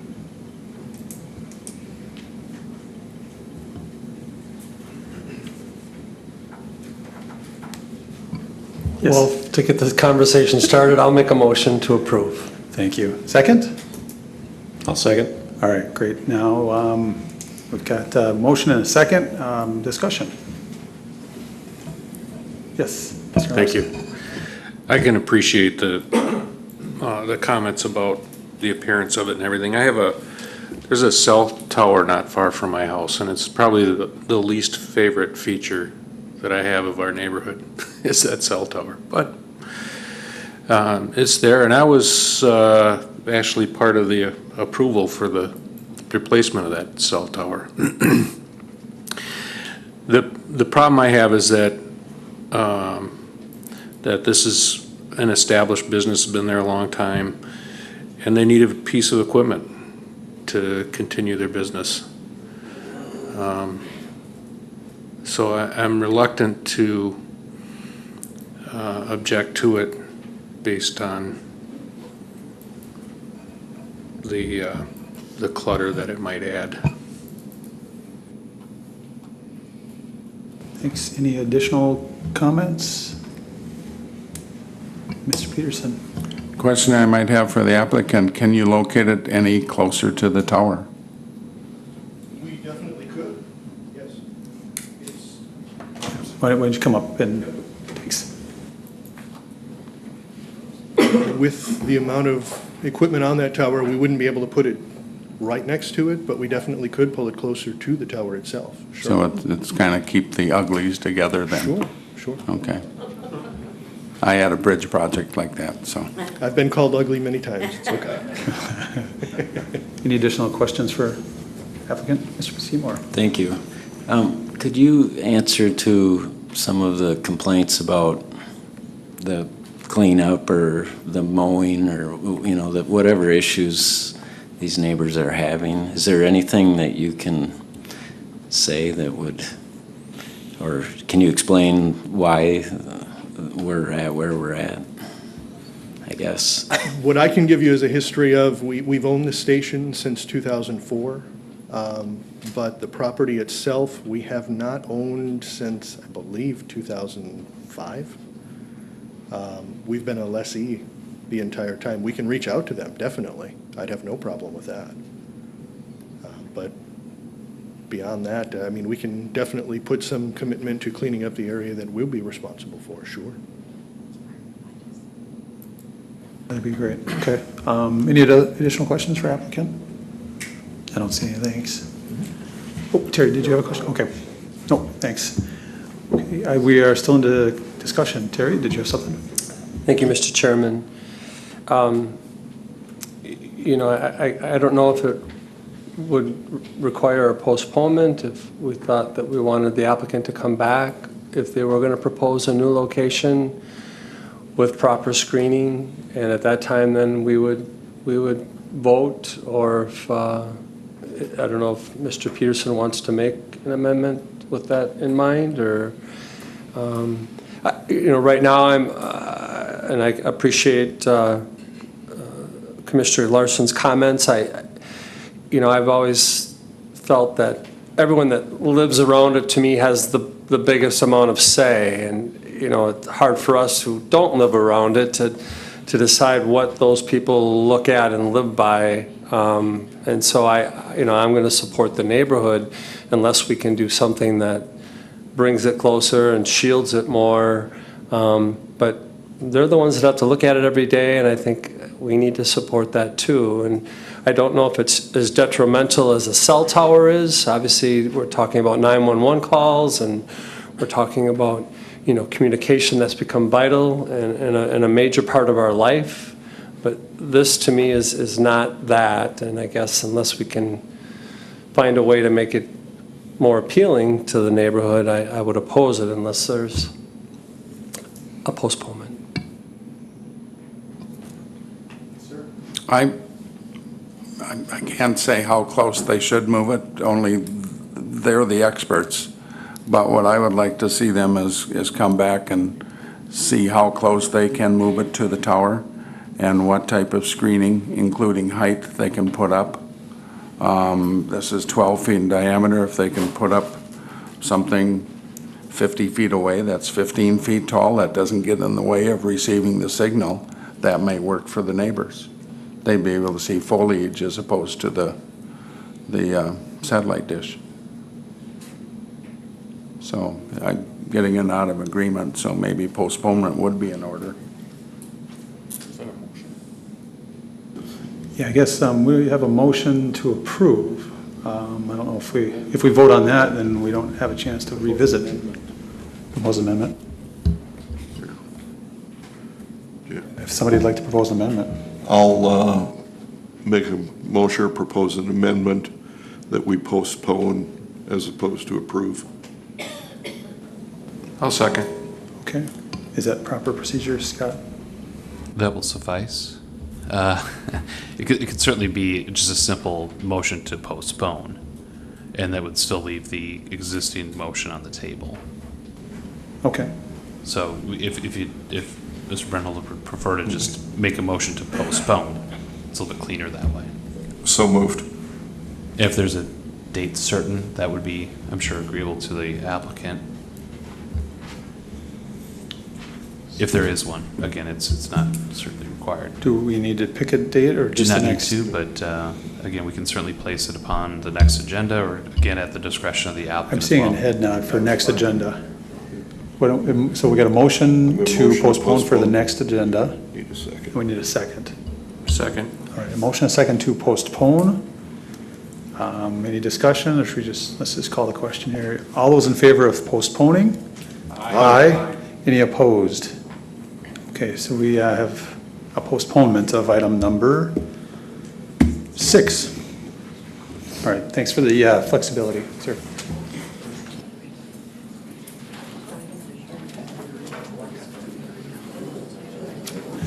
Okay, so that brings us to item number 7 for public hearing for approval, conditional use permit for a bed and breakfast in an R2 zoning district at 819 3rd Avenue.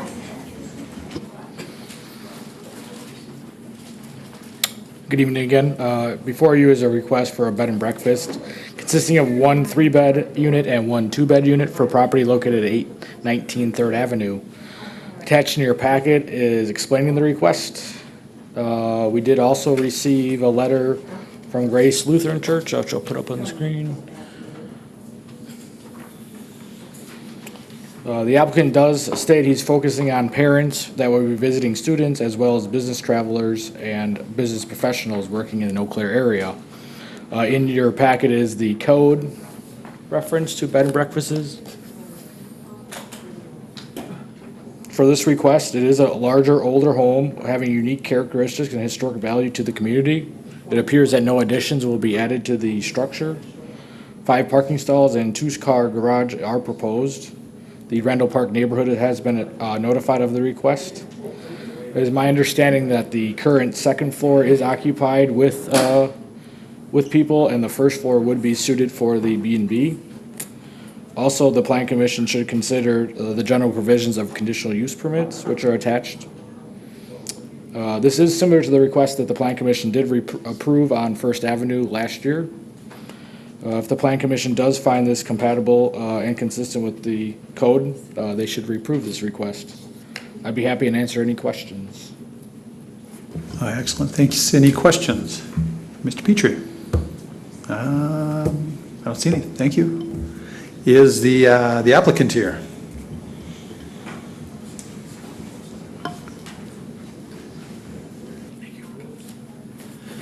Yeah, good evening, Ed Garlick, EDJ Rentals. We have an office at 534 Water Street. I do have a photo of the building.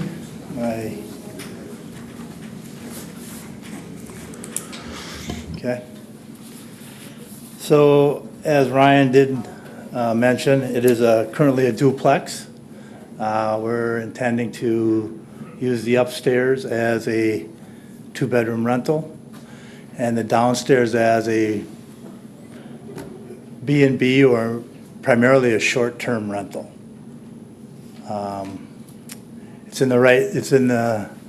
Just outside, on my understanding, just outside the Randall Park neighborhood, but right in the area of all the bridges and new construction downtown. So I think it'd be a wonderful spot for a short-term stay rental for people that are coming to town for tourism, or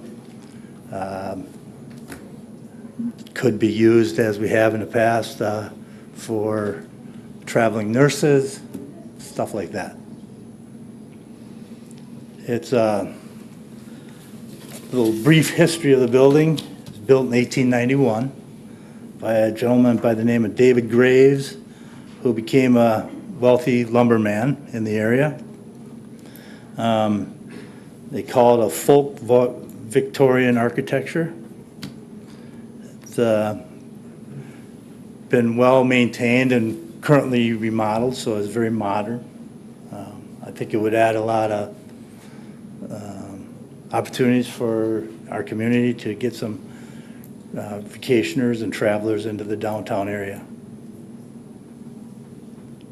Anybody have any questions? All right, any questions for applicant? Yes, Mr. Peterson. Do you plan on using the 2 garages that are there, or build a replacement garage in the same place, or? As at current, there's no change in the garages. We're planning on to let them be used by the rental. And the parking stalls would be where that wide driveway area is now? Correct. On the north side? Yes. Okay, and there's no access from the alley, is No. there, with the wall across there? In fact, that is I wish I would have taken a picture of that. There is a 5-foot-tall concrete wall in the backyard of this building on the whole backside of the property. So it does take it a barrier from the alley and sets it apart. So it does have that uniqueness that our traveling visitors or whatever could have that privacy of a backyard without an alley. It does have that, yes. So, any other questions? I guess, Terry, Mr. Peterson. Yes. Thank you, Mr. Chairman. Have you had any conversations with the neighbors? I know we got a letter from Grace Lutheran, I believe. Okay. But have you had any other conversations with your neighbors? No. We own a lot of stuff in the Randall Park neighborhood. We have, I believe, a pretty good working relationship with that neighborhood. But this is all came about as most real estate transactions do in a real short time. So the last Randall Park Neighborhood Association meeting I was at, and didn't talk about, well, didn't know this even was happening at the time. So, no, we have not. Okay. All right, thank you. Any additional questions? I've got one, I guess. I think, I know the answer, but what their objection was, well, it sounds like it supported it, but they want it to be an occupied bed and breakfast. I assume it won't be occupied? Not by us, the owners, no. But the upstairs is intended to be a long-term rental, so there will be a occupant on premise. Okay. All right. Thanks a lot. Yes, thank you. Oh, yeah, this is a public hearing, so if there's anybody here that would like to come forward to discuss, now is a great opportunity.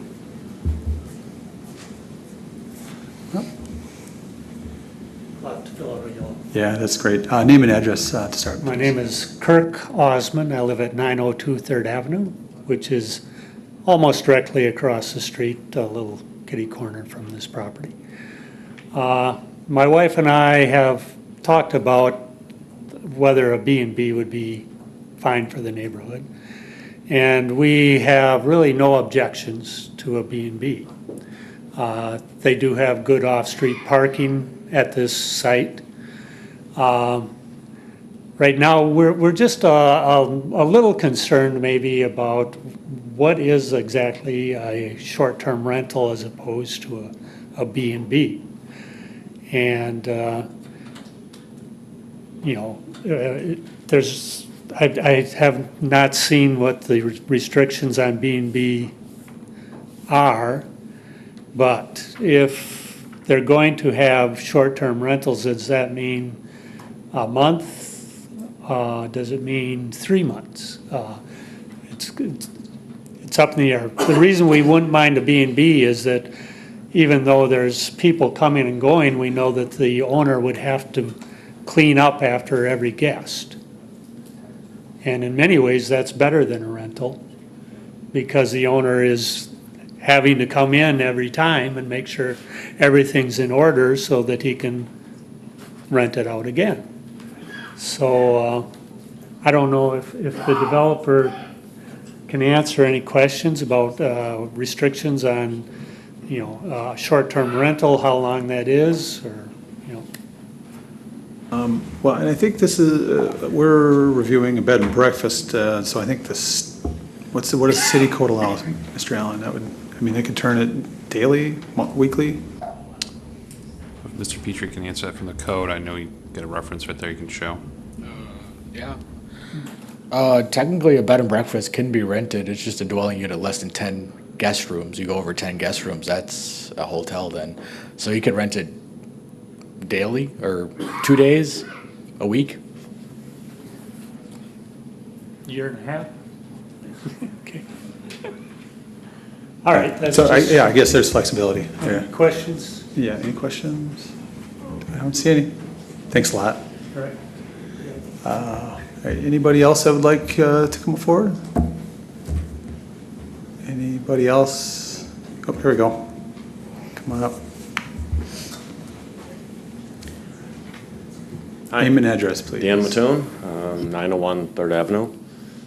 Actually, it's my daughter's house, but she's most recently moved to Alaska, and so she's climbing mountains and doing different skiing things up there. But anyway, we're in the process of trying to sell a house, and just to let the local neighbors know, it's become obviously a situation for us. We found the notice in the box like a day before we were going to list the house, and then we had to change our listing price basically because of the situation that was coming up. We were going to list around $205,000. We ended up listing at about a 187.9, and just because of the situation with bed and breakfast. And I got to commend the landowner. They've done a fantastic job remodeling that house. The old gal that used to live there was a sweetheart, and but nonetheless, they've really fixed up the house and done a great job. And I'm certainly pro-business all the way, as long as it's helping property values for everybody involved. But I think in this situation, it's obviously hurting this one. We had it listed for about 8 days. We had probably 15 or 18 people go through the house. Everybody, well, not everybody, but most of them said, we will not live or don't want to live next to a bed and breakfast. So it was unfortunately a calamity of timing, unfortunately, and we have to disclose that it's potentially coming up as a bed and breakfast. So just obviously, it's only a money thing, I guess, for me, so I really can't say we're not going to live there anymore. So we are selling the home, and now we had to lower the price again already for another $7,000. And hopefully that, we'll be able to get somebody that would want to live by a bed and breakfast. But at the end of the day, I don't personally have any issues with a bed and breakfast, but it is causing issues with selling the home. So that's really all I had to say. So. Any questions? No, the property you guys are trying to sell is right next door? We are directly next door, so we're probably the most affected property. We're a Victorian home built in 1894.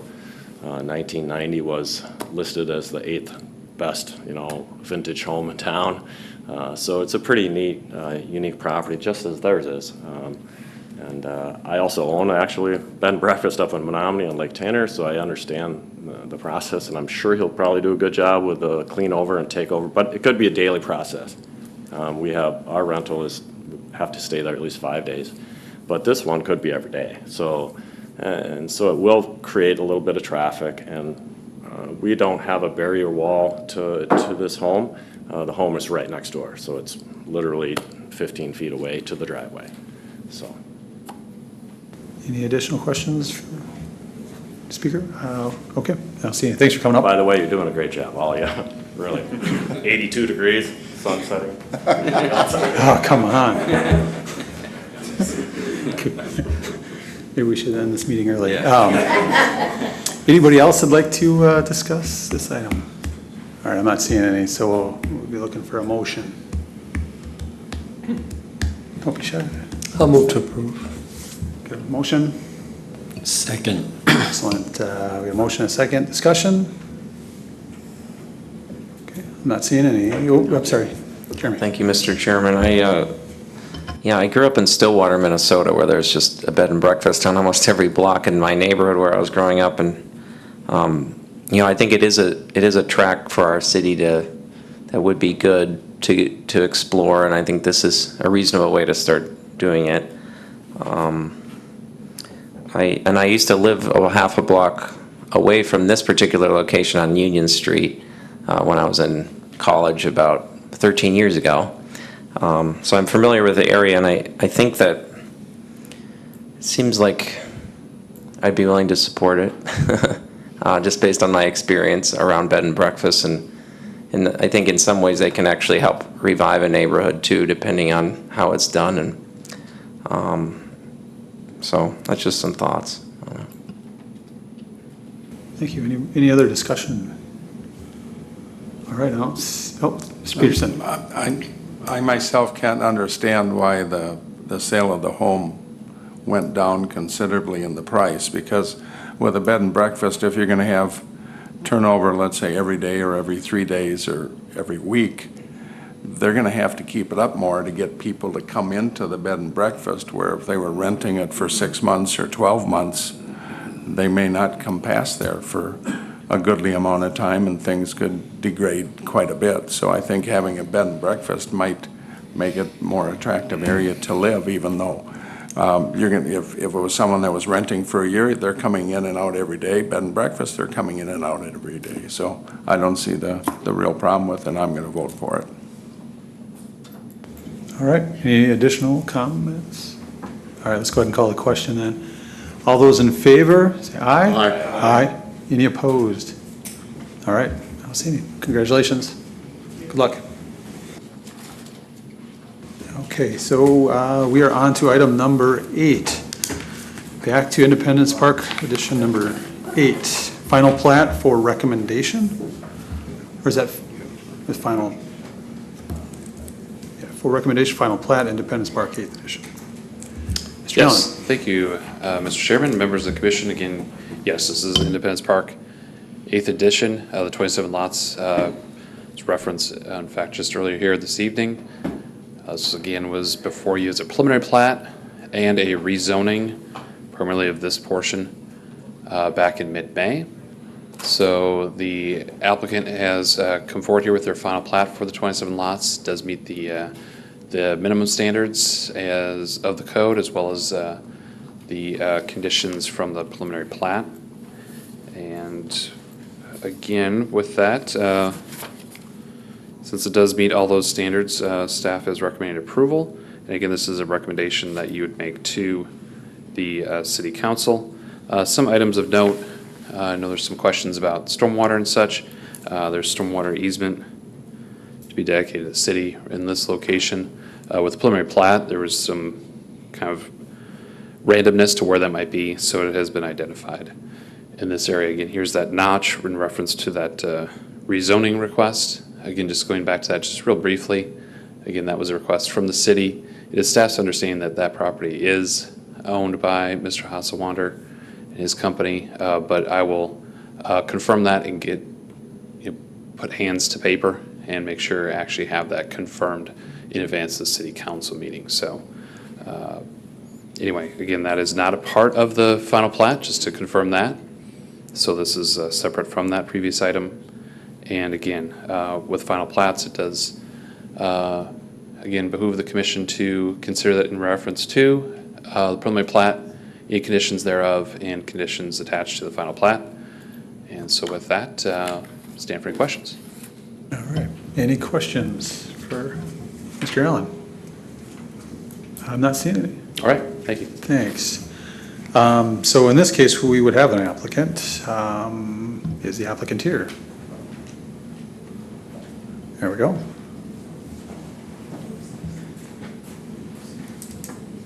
Name and address? Jeremy Scow, 14013 46th Avenue in Chippewa Falls. I'm just a surveyor. Mr. Allen did a good job of kind of explaining what's going on, and I don't have anything else to add. Okay. Any questions? And which firm are you with? Real Land Surveying. Okay, great. Any questions? Okay, I'm not seeing any. Thanks. Thank you. So we are a public hearing, or is this public hearing? It is not. Okay. So we'd go straight to, are we looking for a motion then, or how do we want to? Correct. It would be a motion for recommendation, again, for or against, or with conditions to the city council. All right. So we're looking for a motion. I'll move approval to get the discussion rolling. All right, thanks. Second. Great. We got a motion and a second. Discussion. Mr. Peterson. Where does this sit with respect to the rezoning on the corner? It is a different piece of property, I believe, right? Yeah, Mr. Chairman, yeah, Mr. Peterson, it is, again, it's related, but it is a different issue. As you can see on the drawing there, it is notched out.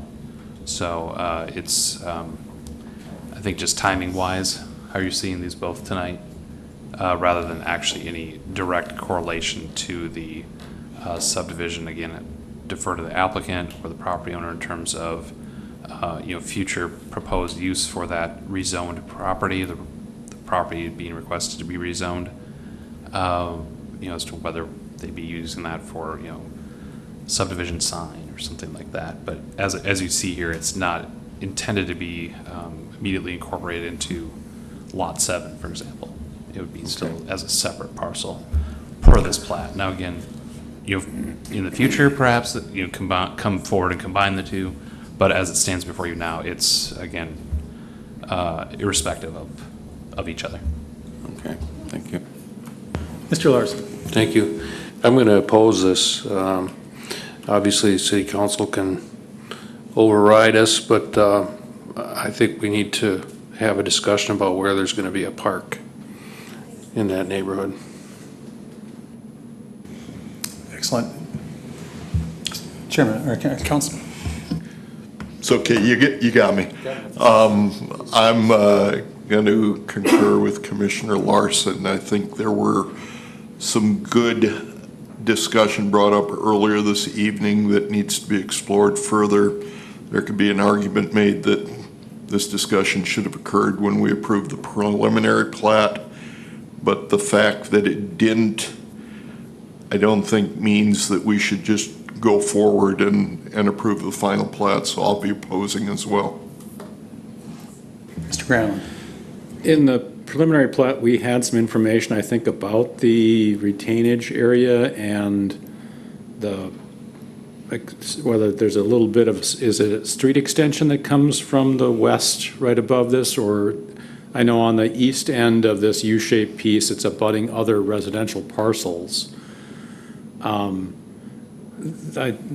couldn't enlarge this close far enough. Does it say something about, is it unplatted or is it an outlot? That's that central portion for the retainage.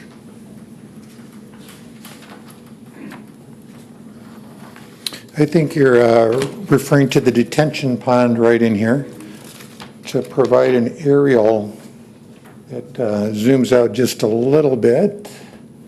The proposed plat comes along here and up to about here. There are some power lines that run through, so it doesn't quite get up to the residential areas up there. But yeah, currently this is unplatted. It's part of the golf course. The development agreement's being prepared that will go to the council along with the final plat. Calls for this to be created into an outlot to be dedicated to the city for stormwater purposes. And then there will be a maintenance agreement with the golf course as far as the landscaping and the maintenance of it. The city would do the heavy lifting, like the sediment removal, pipe repairs. The golf course would do the mowing and the lighter stuff. Did that get to your question, or? It would have been excluded from this plat, and I just wanted to rehearse some of the adjacency issue. Yes.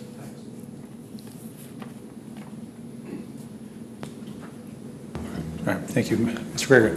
Thank you, Mr. Chairman. I do feel we should, I will be opposing this at this point, and just in part so we have more time and for this to go in front of the council that I serve on as well, to be able to be involved on the discussion. The preliminary plat, when that came in front of us, I think that was one of my very first meetings as a plan commissioner. So I did ask Mr. Hasselwander, the developer, about his plans for a park space, and he didn't really have much of an answer necessarily as to what he was thinking for the future. And so I think that, the question was put out there at that time, and I feel I'm hoping he's had some time to think about it a bit more, and this can give him some more time and to work with the neighborhood, and appreciate the neighborhood folks who came to speak to that issue as well. Mr. Weld. Thank you, Mr. Chairman. Again, I'll support the no vote as well. I certainly am in favor of seeing more parks in our neighborhoods, and obviously in every part of Eau Claire, we're probably a little short on the number of parks in our areas, and that's, for many reasons, obviously, and probably most of them financial. But I think that, the difficulty is, obviously something is going to change. I think that the movement now across the country is that, and we saw it in the comprehensive plan, where developers are either going to need to ante up, financially or with land to the community to help support the growth of our parks or the maintenance of our parks. And I think that we'll eventually get to that point sooner probably than most of us think, because I think it's a discussion that's going on right now. But on the other side of it, it'll be difficult for us to enforce something that we've never asked anybody to do. It was recommended in the comprehensive plan that this land is set aside for a park, but we've never enforced that, and our fault. The city of Eau Claire can say, we should have done this sooner, or we should have been more proactive, but we weren't. And I can list numerous developers that have built just as many homes as Mr. Hasselwander has or more in other parts of Eau Claire that we have never asked of them, at least that I'm aware of anyway, that we've ever asked of them to donate land or contribute money towards parks. And I think now to start it after the fact is going to be a challenge for us. I'm in favor of working on it and seeing what we can do, and hopefully Mr. Hasselwander will work with us on that. But it's a much bigger, broader picture than just Princeton Valley, because it sets a precedent for the entire city and every developer that we've been working with. But we'll get there. I do want to address the notification process. I've been involved with the Planning Commission for 7 years, and we are working on it continually. We've made changes over those 7 years. There isn't a perfect science, but we do as much as we can without actually physically knocking at everyone's doors. Unfortunately, and we all are guilty of it, until it directly affects us, we probably don't pay as much attention as we should as citizens. We don't look at the paper, and we don't look at that page where it has all those public notices that we never take the time to read, but we probably should. I know that as a community, we're working really hard on building these neighborhood associations, and I know that your council member, Bergman, is also, Berge, I'm sorry, is also working hard for you to get your neighborhood organized and other neighborhoods on the north side. And I know that she'll get that done. And that really does make it easier for us to notify everybody, because now we have emails, which is the way of our life right now, or cell numbers, and the word can get out much quicker. And so we have worked over these last 7 years and probably longer on other neighborhoods throughout the city of Eau Claire, trying to get them organized. And we just can't get anybody excited about it. And until something happens, then they get excited, and then after a while it fades away. But I know your council member won't let you do that. But anyway, I'll support the no vote. I want to see at least we make every effort we can to make sure we're doing the right thing. So. All right, great. Mr. Peterson. I'm going to support the no vote too. I think we're incorrect in holding Mr. Hasselwander hostage, in that he's the last development down here. But then again, he developed the rest of the property in that area too. And actually, this discussion should have gone on a long time ago, rather than waiting till the very end when this may be the last open space that we have there. It should have been as this whole area was being planned. Mr. Greger. Well, thank you, Mr. Chairman. I think also part of that is, Mr. Hasselwander did speak of the possibility of a park for decades, is my understanding. So I think it's, and I think the city has been talking about it for a good decade at least too. And so I think it's fair to give ourselves the time to explore that to its fullest. All right, great discussion. Thanks, everybody. Mr. Pondering this still, and I'm going to probably come up with a very unpopular opinion. If the center of this area is the retention area necessary for all of this hillside area above it, and therefore not really appropriate for development as a park, and the wire runs through this area and makes a large portion of it undevelopable as a park, I don't see that this development around the edge improves either one of those two conditions to the point that this parcel becomes a park. This edge doesn't make a park out of the pit in the middle. Like I said, it looks like a big area, but it's not developable as a park condition that I can see. I guess everybody else has spoke. I probably should say something here.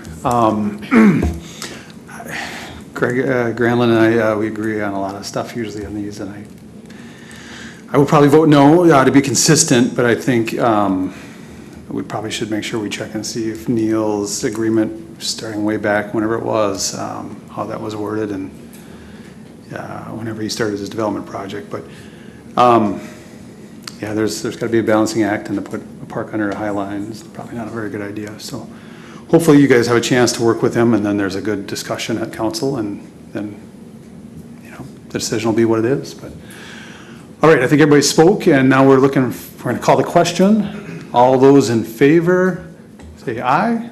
Aye. All those opposed? Aye. No. Aye. All right, I'm in the opposition there, Ryan. Thanks. Okay. Next item, we've got, we're at for approval, preliminary plat, Sunny Ridge, County Union. This is the extraterritorial district preliminary plat review. Mr. Petrie.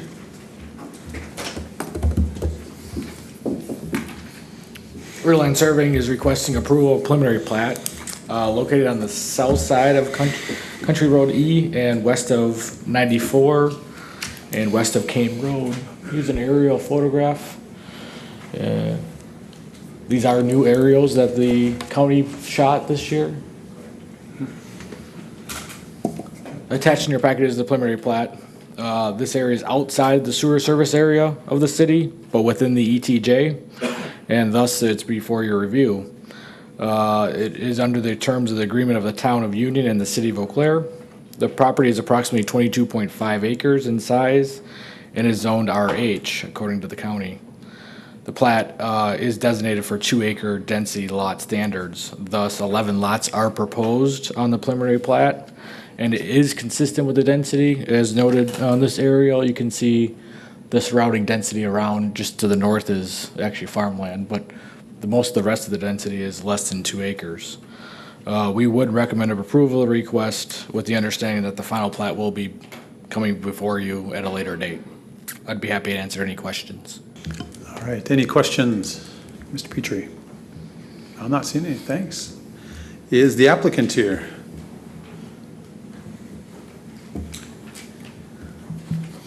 Lee Haremza. I live in 1596 Southern Hills Court, Altoona, and I am the owner of this property. Excellent, thanks for coming up. Anything you'd like to add? No, he pretty much touched on everything. Was it the ETJ agreement? It fits in all those guidelines. Some of the properties, I mean, there's a development to the west, development to the east. It pretty much just fits right in there. Some of the properties are even much bigger than what's to the west and east, so. Excellent. Any questions for applicant? Oh, I'm not seeing any, thanks. Thanks. This is a public hearing, I believe, so if there's anybody here that'd like to come up to discuss this item, that would be your opportunity. Sir, name and address. We're out of papers here. Oh. Scott Davidson, I live at 2984 West Princeton Avenue. Just want to state that I worked with Mr. Haremza for many years on a business relationship with him as a supplier, and I know that he follows all codes and frequently makes sure that he is complying with any issues that are out there. A very valid contractor. Thank you. Yeah, 1 second. Any questions for the speaker? I don't see anything. Scott, thanks, Scott. Okay. Is there anybody else that would like to come forward? All right, I'm not seeing any. I guess we're looking for a motion. I'll make a motion to approve. I'll second. All right, great. Motion and second. Discussion. All right, I don't see any. So let's call the question. All those in favor? Aye. Any opposed? All right, I don't see any. Thanks a lot. Good luck. Next item, we've got for approval, a site plan for Home 2 Suites by Hilton, 4109 Oakwood Hills Parkway. And Ryan, before you get started, this is another one I got to step aside, so I'm not going to participate or vote. Home 2 Suites by Hilton is proposing a hotel at 4109 Oakwood Hills Parkway, just west of the mall. Attached in your packet is the site plan, floor plan, and building elevation.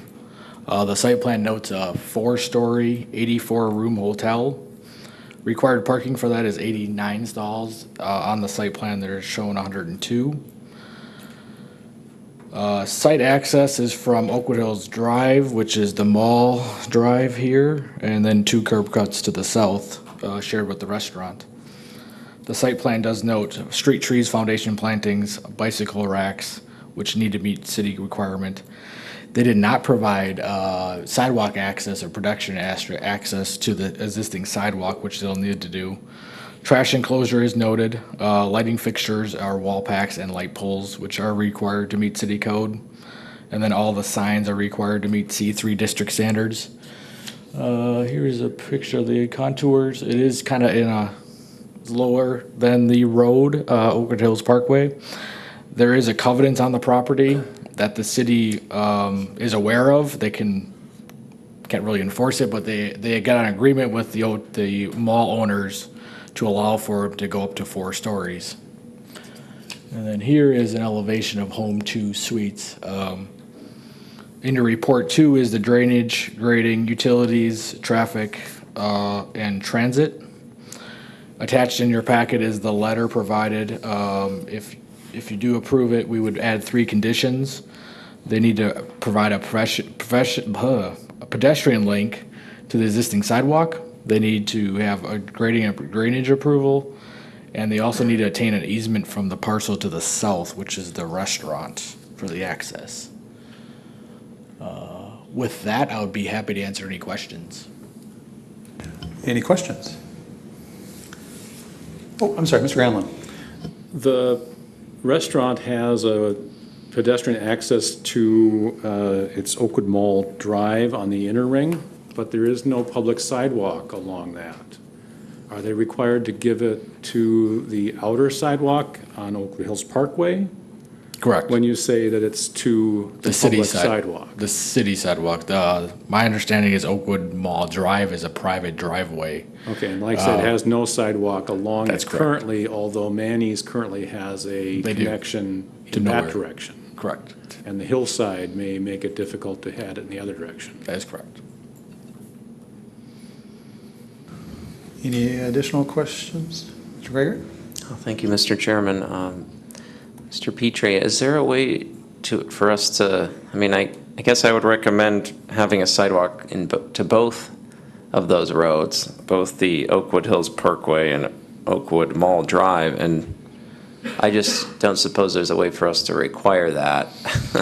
Typically, we do not require it to a private drive, but Yeah. if the applicant's willing to, we can ask for it. Okay. So I guess I would prefer that as a recommendation from the Plan Commission upon approval. I guess with the understanding that that sidewalk would be leading to a parking lot, but you can add that condition. Okay. Any additional questions? Mr. Willett? Thank you, Mr. Chairman. Can you put up that other, where the sidewalks and the streets? I guess you did have it up there, didn't you? No, I don't have an aerial of this one. I don't know. Hold on.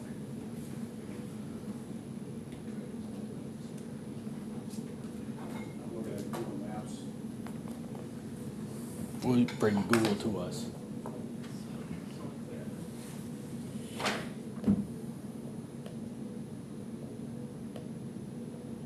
So, you see this sidewalk right here connects? I'm sorry, what? From the sidewalk right here from the restaurant connects to the private driveway. And it's striped across the parking. And it's striped across the parking lot, which this area was hard to see. So you could do something similar to that.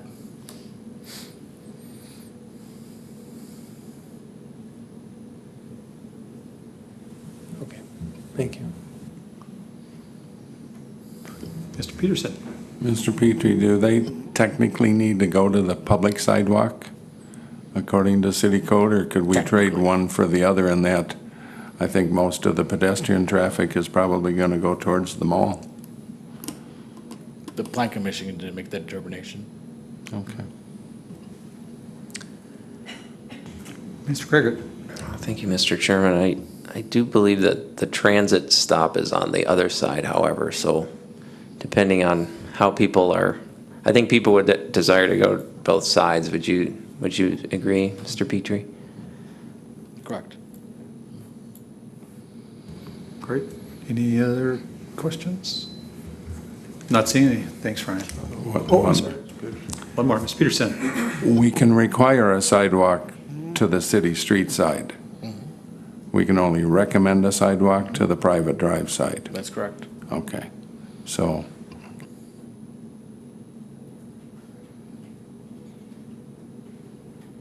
Anything else? All right, thanks, Ryan. Is the applicant here?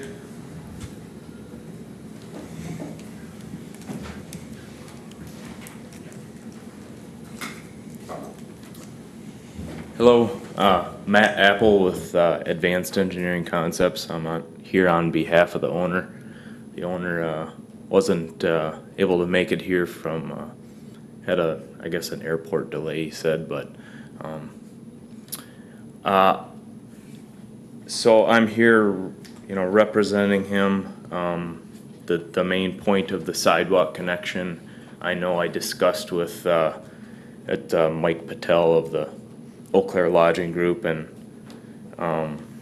the grades are such in that area that the sidewalk connection from the parking lot to Oakwood Hills Parkway would require stairs. So it would be a sidewalk with steps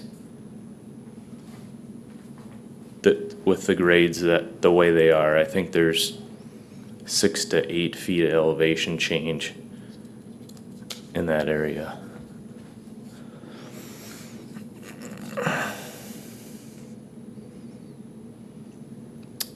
Maybe 4 to 5, but we've got a retaining wall around this corner right here.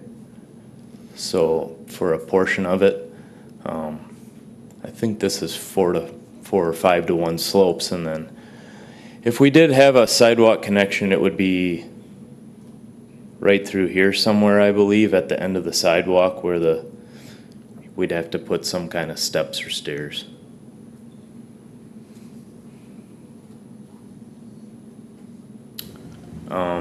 I guess as far as a pedestrian access to Oakwood Mall Drive, that would occur somewhere through here.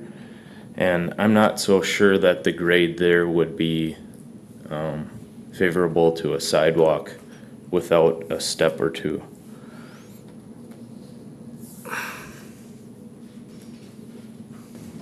Okay.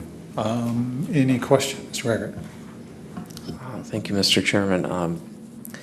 Thanks, Mr. Apple, for being here. I think that, obviously there's the Oakwood Mall Drive side that will at least have a plowed entryway for someone to walk up into the property.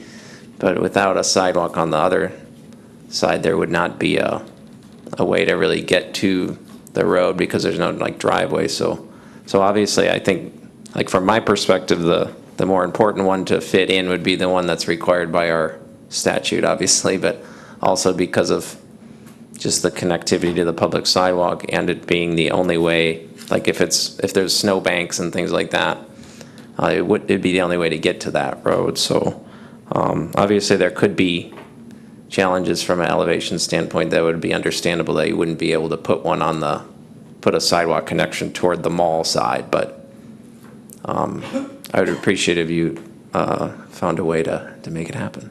I'll pass that along. Thank you. I guess my only other comment is, they are positioned very close to Manny's Cocina, and the pedestrian access that is from Oakwood Mall Drive, does cross that parking lot like that was stated with a striped, and the hotel will have a patio on the southeast corner, and they've got a sidewalk that connects that patio to the front entrance.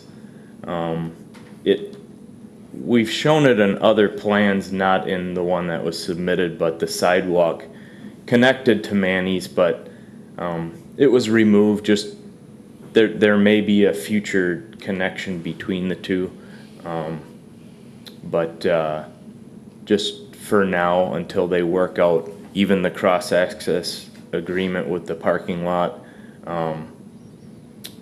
You know, there would be pedestrian access across the parking lot. The two stalls that are just right here, they just follow right up and walk right up to, you know, the pedestrian access right now to Manny's is just right off the edge of the screen, so. Ms. Obeid? Going back to the whole steps thing, I just was curious how that would speak to accessibility. Mr. Apple? Yeah. Thoughts? As far as I know, the steps are, you know, allowed where topography, you know, there doesn't have to be a direct ADA accessible access from the public sidewalk to the building that I know of. I may be wrong. I'm not totally clear on that, but we do have the ADA accessibility from the handicap stalls in the front underneath the canopy to the front entrance. That's ADA accessible. There's the 4 handicap stalls and that sort of thing, so. Any additional questions for applicant? All right, I'm not seeing any. Thanks, Matt. Thank you. It is a public hearing, so if there's anybody that would like to come forward to discuss, please do so.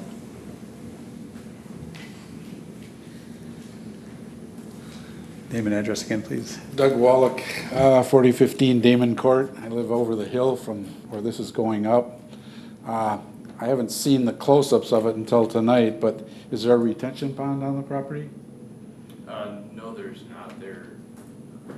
How come, I guess my question is, how come everything I see everywhere else, town here's got a retention pond? Let me respond to that.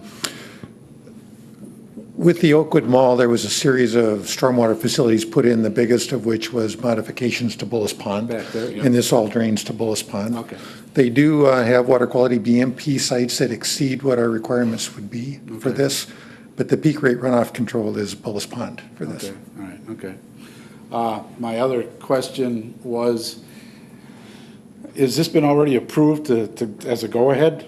I don't know if, I mean, as far as the building goes, or is this just a preliminary approval of site plan? This is final approval. Pardon? This is approval right here. Tonight is final approval. And the Final approval? Okay.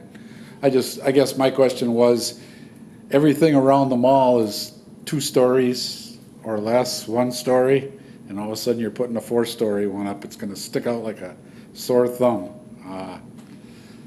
I don't see where you're putting it. I don't see with the back end of the store right across from this that just took over the Macy's building. It's all closed off in the back. There's really no real good access to the mall from this place. I don't even know why they're putting it there, to be honest about it.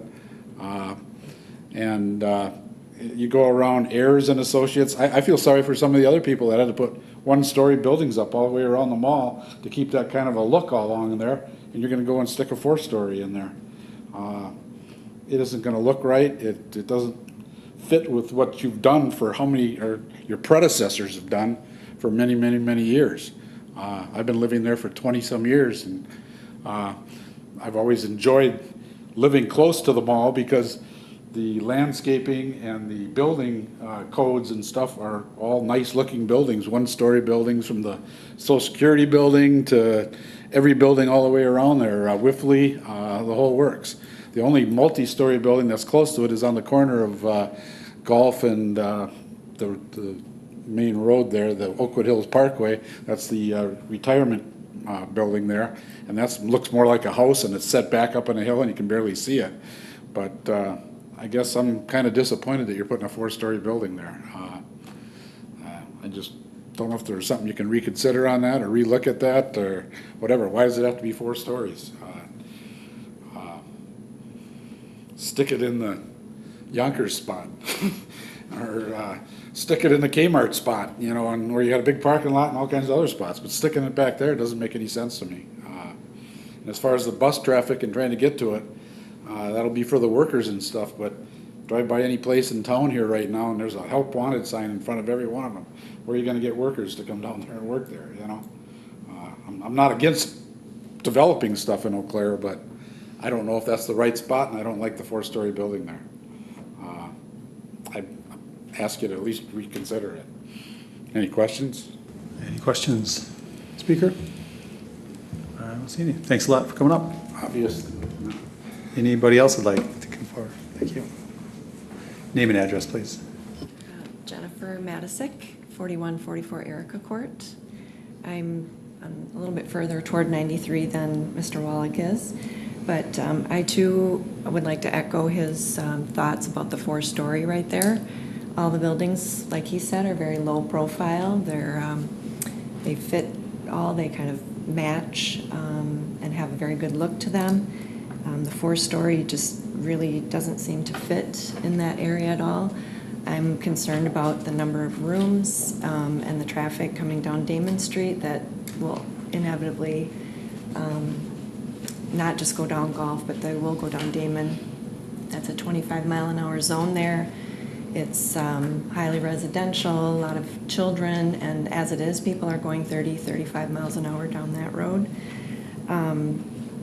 In driving around, I just learned about this yesterday through Facebook, actually, through the Leader Telegram article, and so I did take a look around some other hotels. All the 4-story hotels are really in close proximity to the interstate. They can actually be seen from the interstate, where this isn't. It just really seems out of place to me, so I just would hope that maybe we could reconsider. I don't love the idea of having a hotel there at all, but at a minimum, I would think 2-story would be, sufficient. So just hope you would reconsider that plan. Thank you. Okay. Any questions for President? I don't see any. Thanks a lot. Thank you. Is there anybody else that'd like to speak to this? I'm not seeing anybody. So I guess we'd be looking for a motion.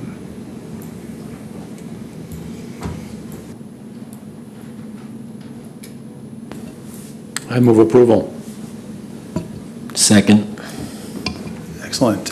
We got a motion and a second. Is there any discussion?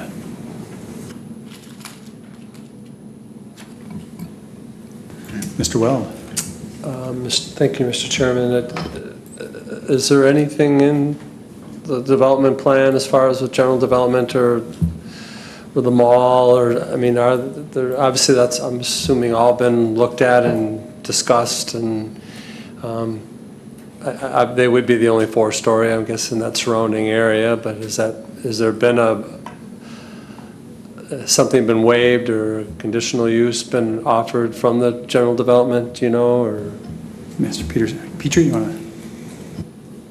For C3 district standards inside the city, we do not have a height restriction. However, the mall does, and they have more or less so come into agreement. This site plan has been on my desk for, I don't know, months. Matt probably even knows how long it's been. It's been months. They finally agreed to sign off on the height. The city cannot enforce it. Right. Yeah, I just curious if general development. Yeah, they have signed off on it officially, but they're with the understanding that they will allow this one. Not saying they'll allow an apartment to go next door and be 4 stories or 5 stories, but at this time they will allow this site plan to go forward as proposed. Thank you. Could I make a statement? Yeah, go ahead. Come on. If you'd like to address that question. Thank you. The Oakwood Hills Retirement Building that's across the street from Oakwood Hills Parkway is a 3-story building, and it sits up on the hill above, there's a retaining wall above Oakwood Hills Parkway. And I think this hotel would be very similar in height to the Oakwood Hills, that's kitty corner to Oakwood Hills Parkway right over here, kitty corner to Manny's. So just in relation, I think that building would be higher than this one itself. Thank you. Any additional discussion? Yeah, Mr. Brown. Thank you, Mr. Chairman.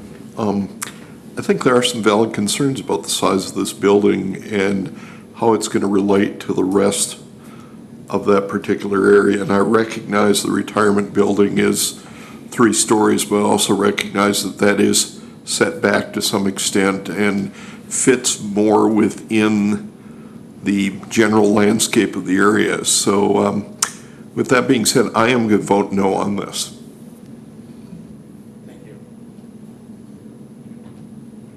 Any other comments? Ms. Obey?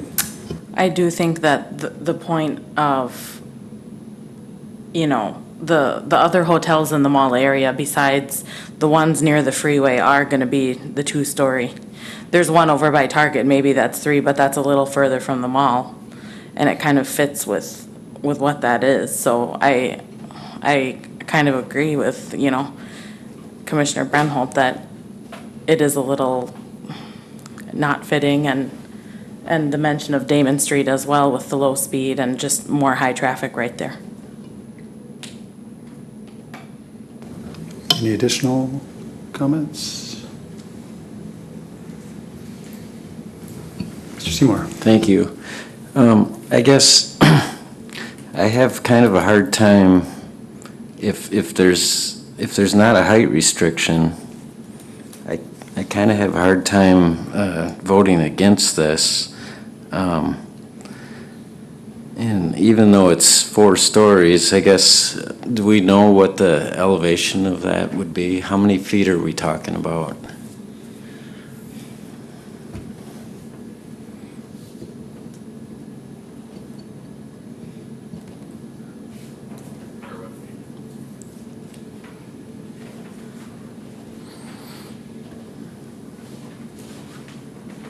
You had the elevation sheet up earlier. We didn't get a copy of that, but you had it on the screen earlier. Oh, yeah, but that's not have the height. That's just a draw. Oh, maybe it does. Looks like it's got height right from the side. Yeah. Plus or minus 46 feet. It appears.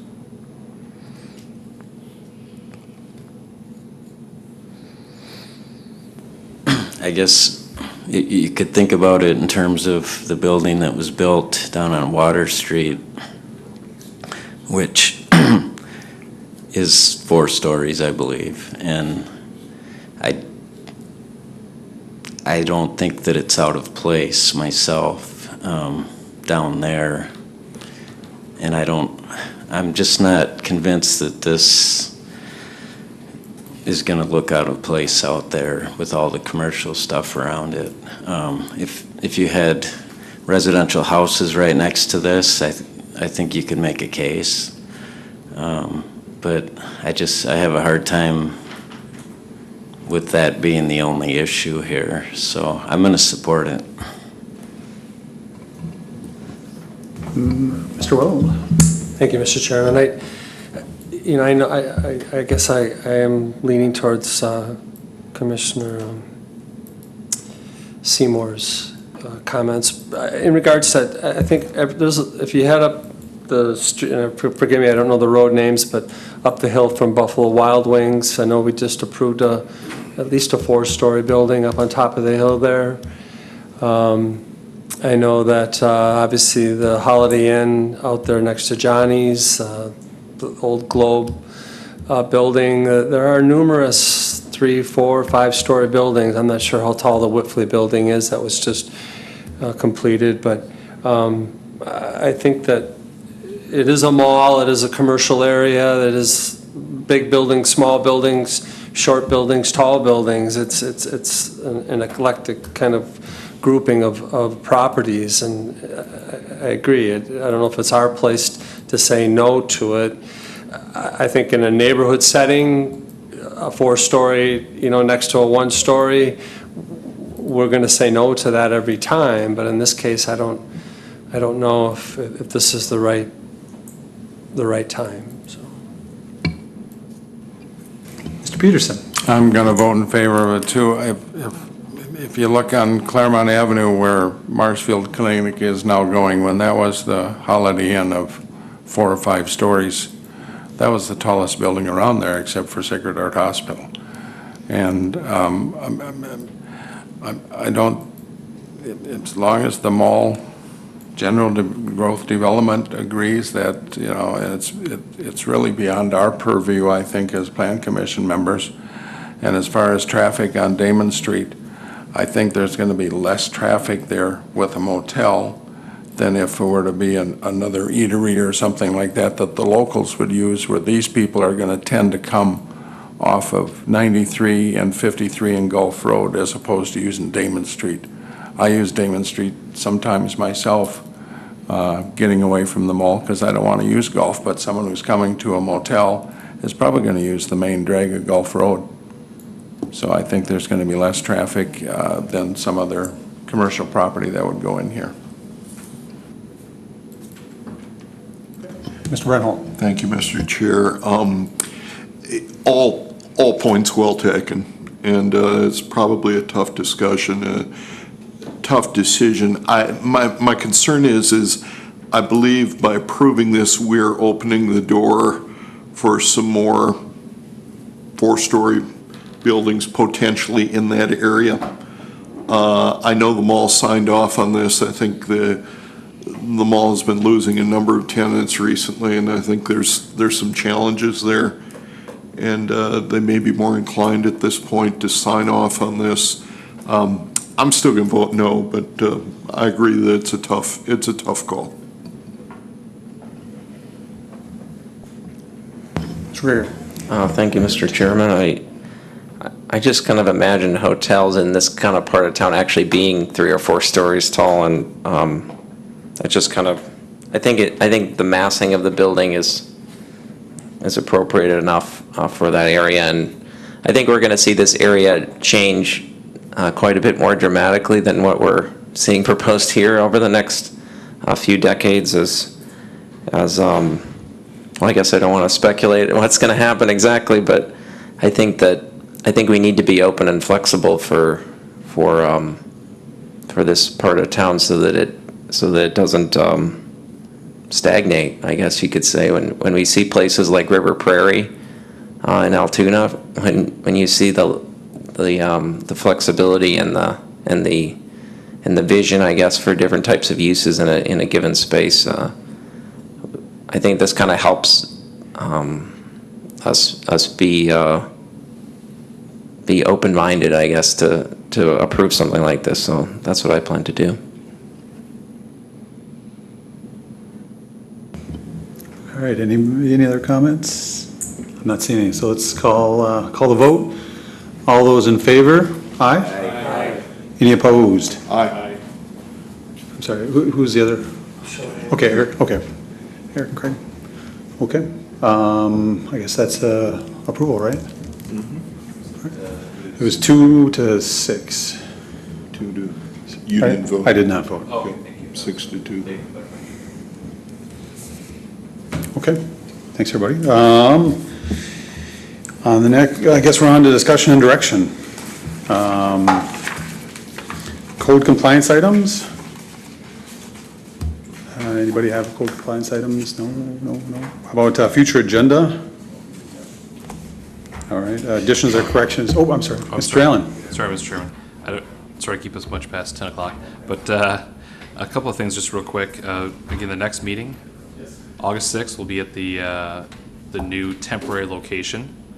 So many thanks to Eau Claire County for hosting us at their county boardroom. So please plan to meet there next time. And additionally, we had talked at the last meeting about accessory dwelling units, tiny homes.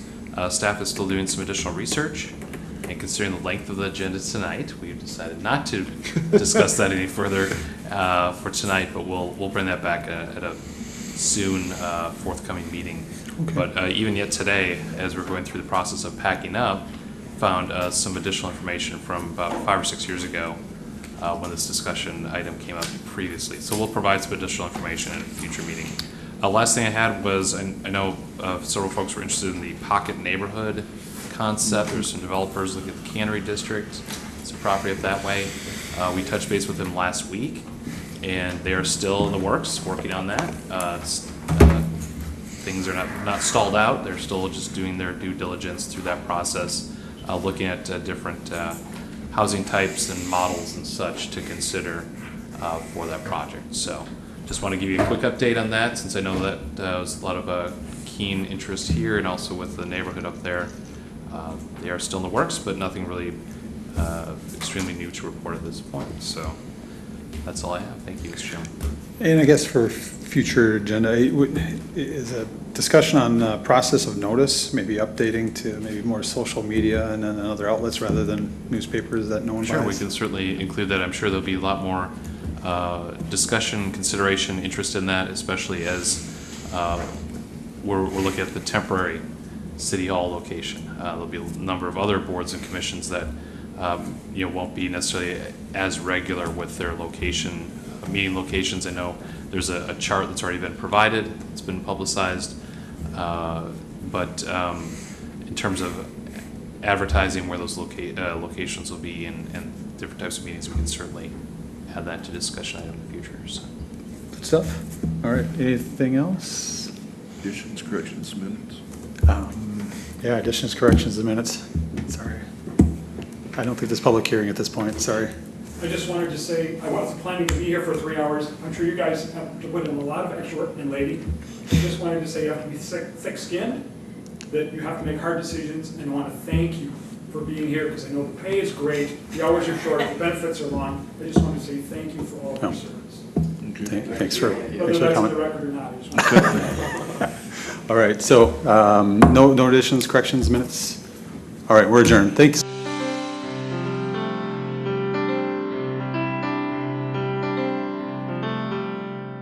This program was brought to you by a cooperation between Newsworks and the City of Eau Claire. A transcript of this meeting is available for the hearing impaired. It will be available within 7 days of this telecast. Call 715-839-4912 or TDD 715-839-1689 or write Eau Claire City Clerk, P.O. Box 5148, Eau Claire, Wisconsin 54702-5148. Newsworks is made possible by continuing community support. If you would like to volunteer or make a donation, please contact us via phone at 715-839-5067 or online at valleymediaworks.org.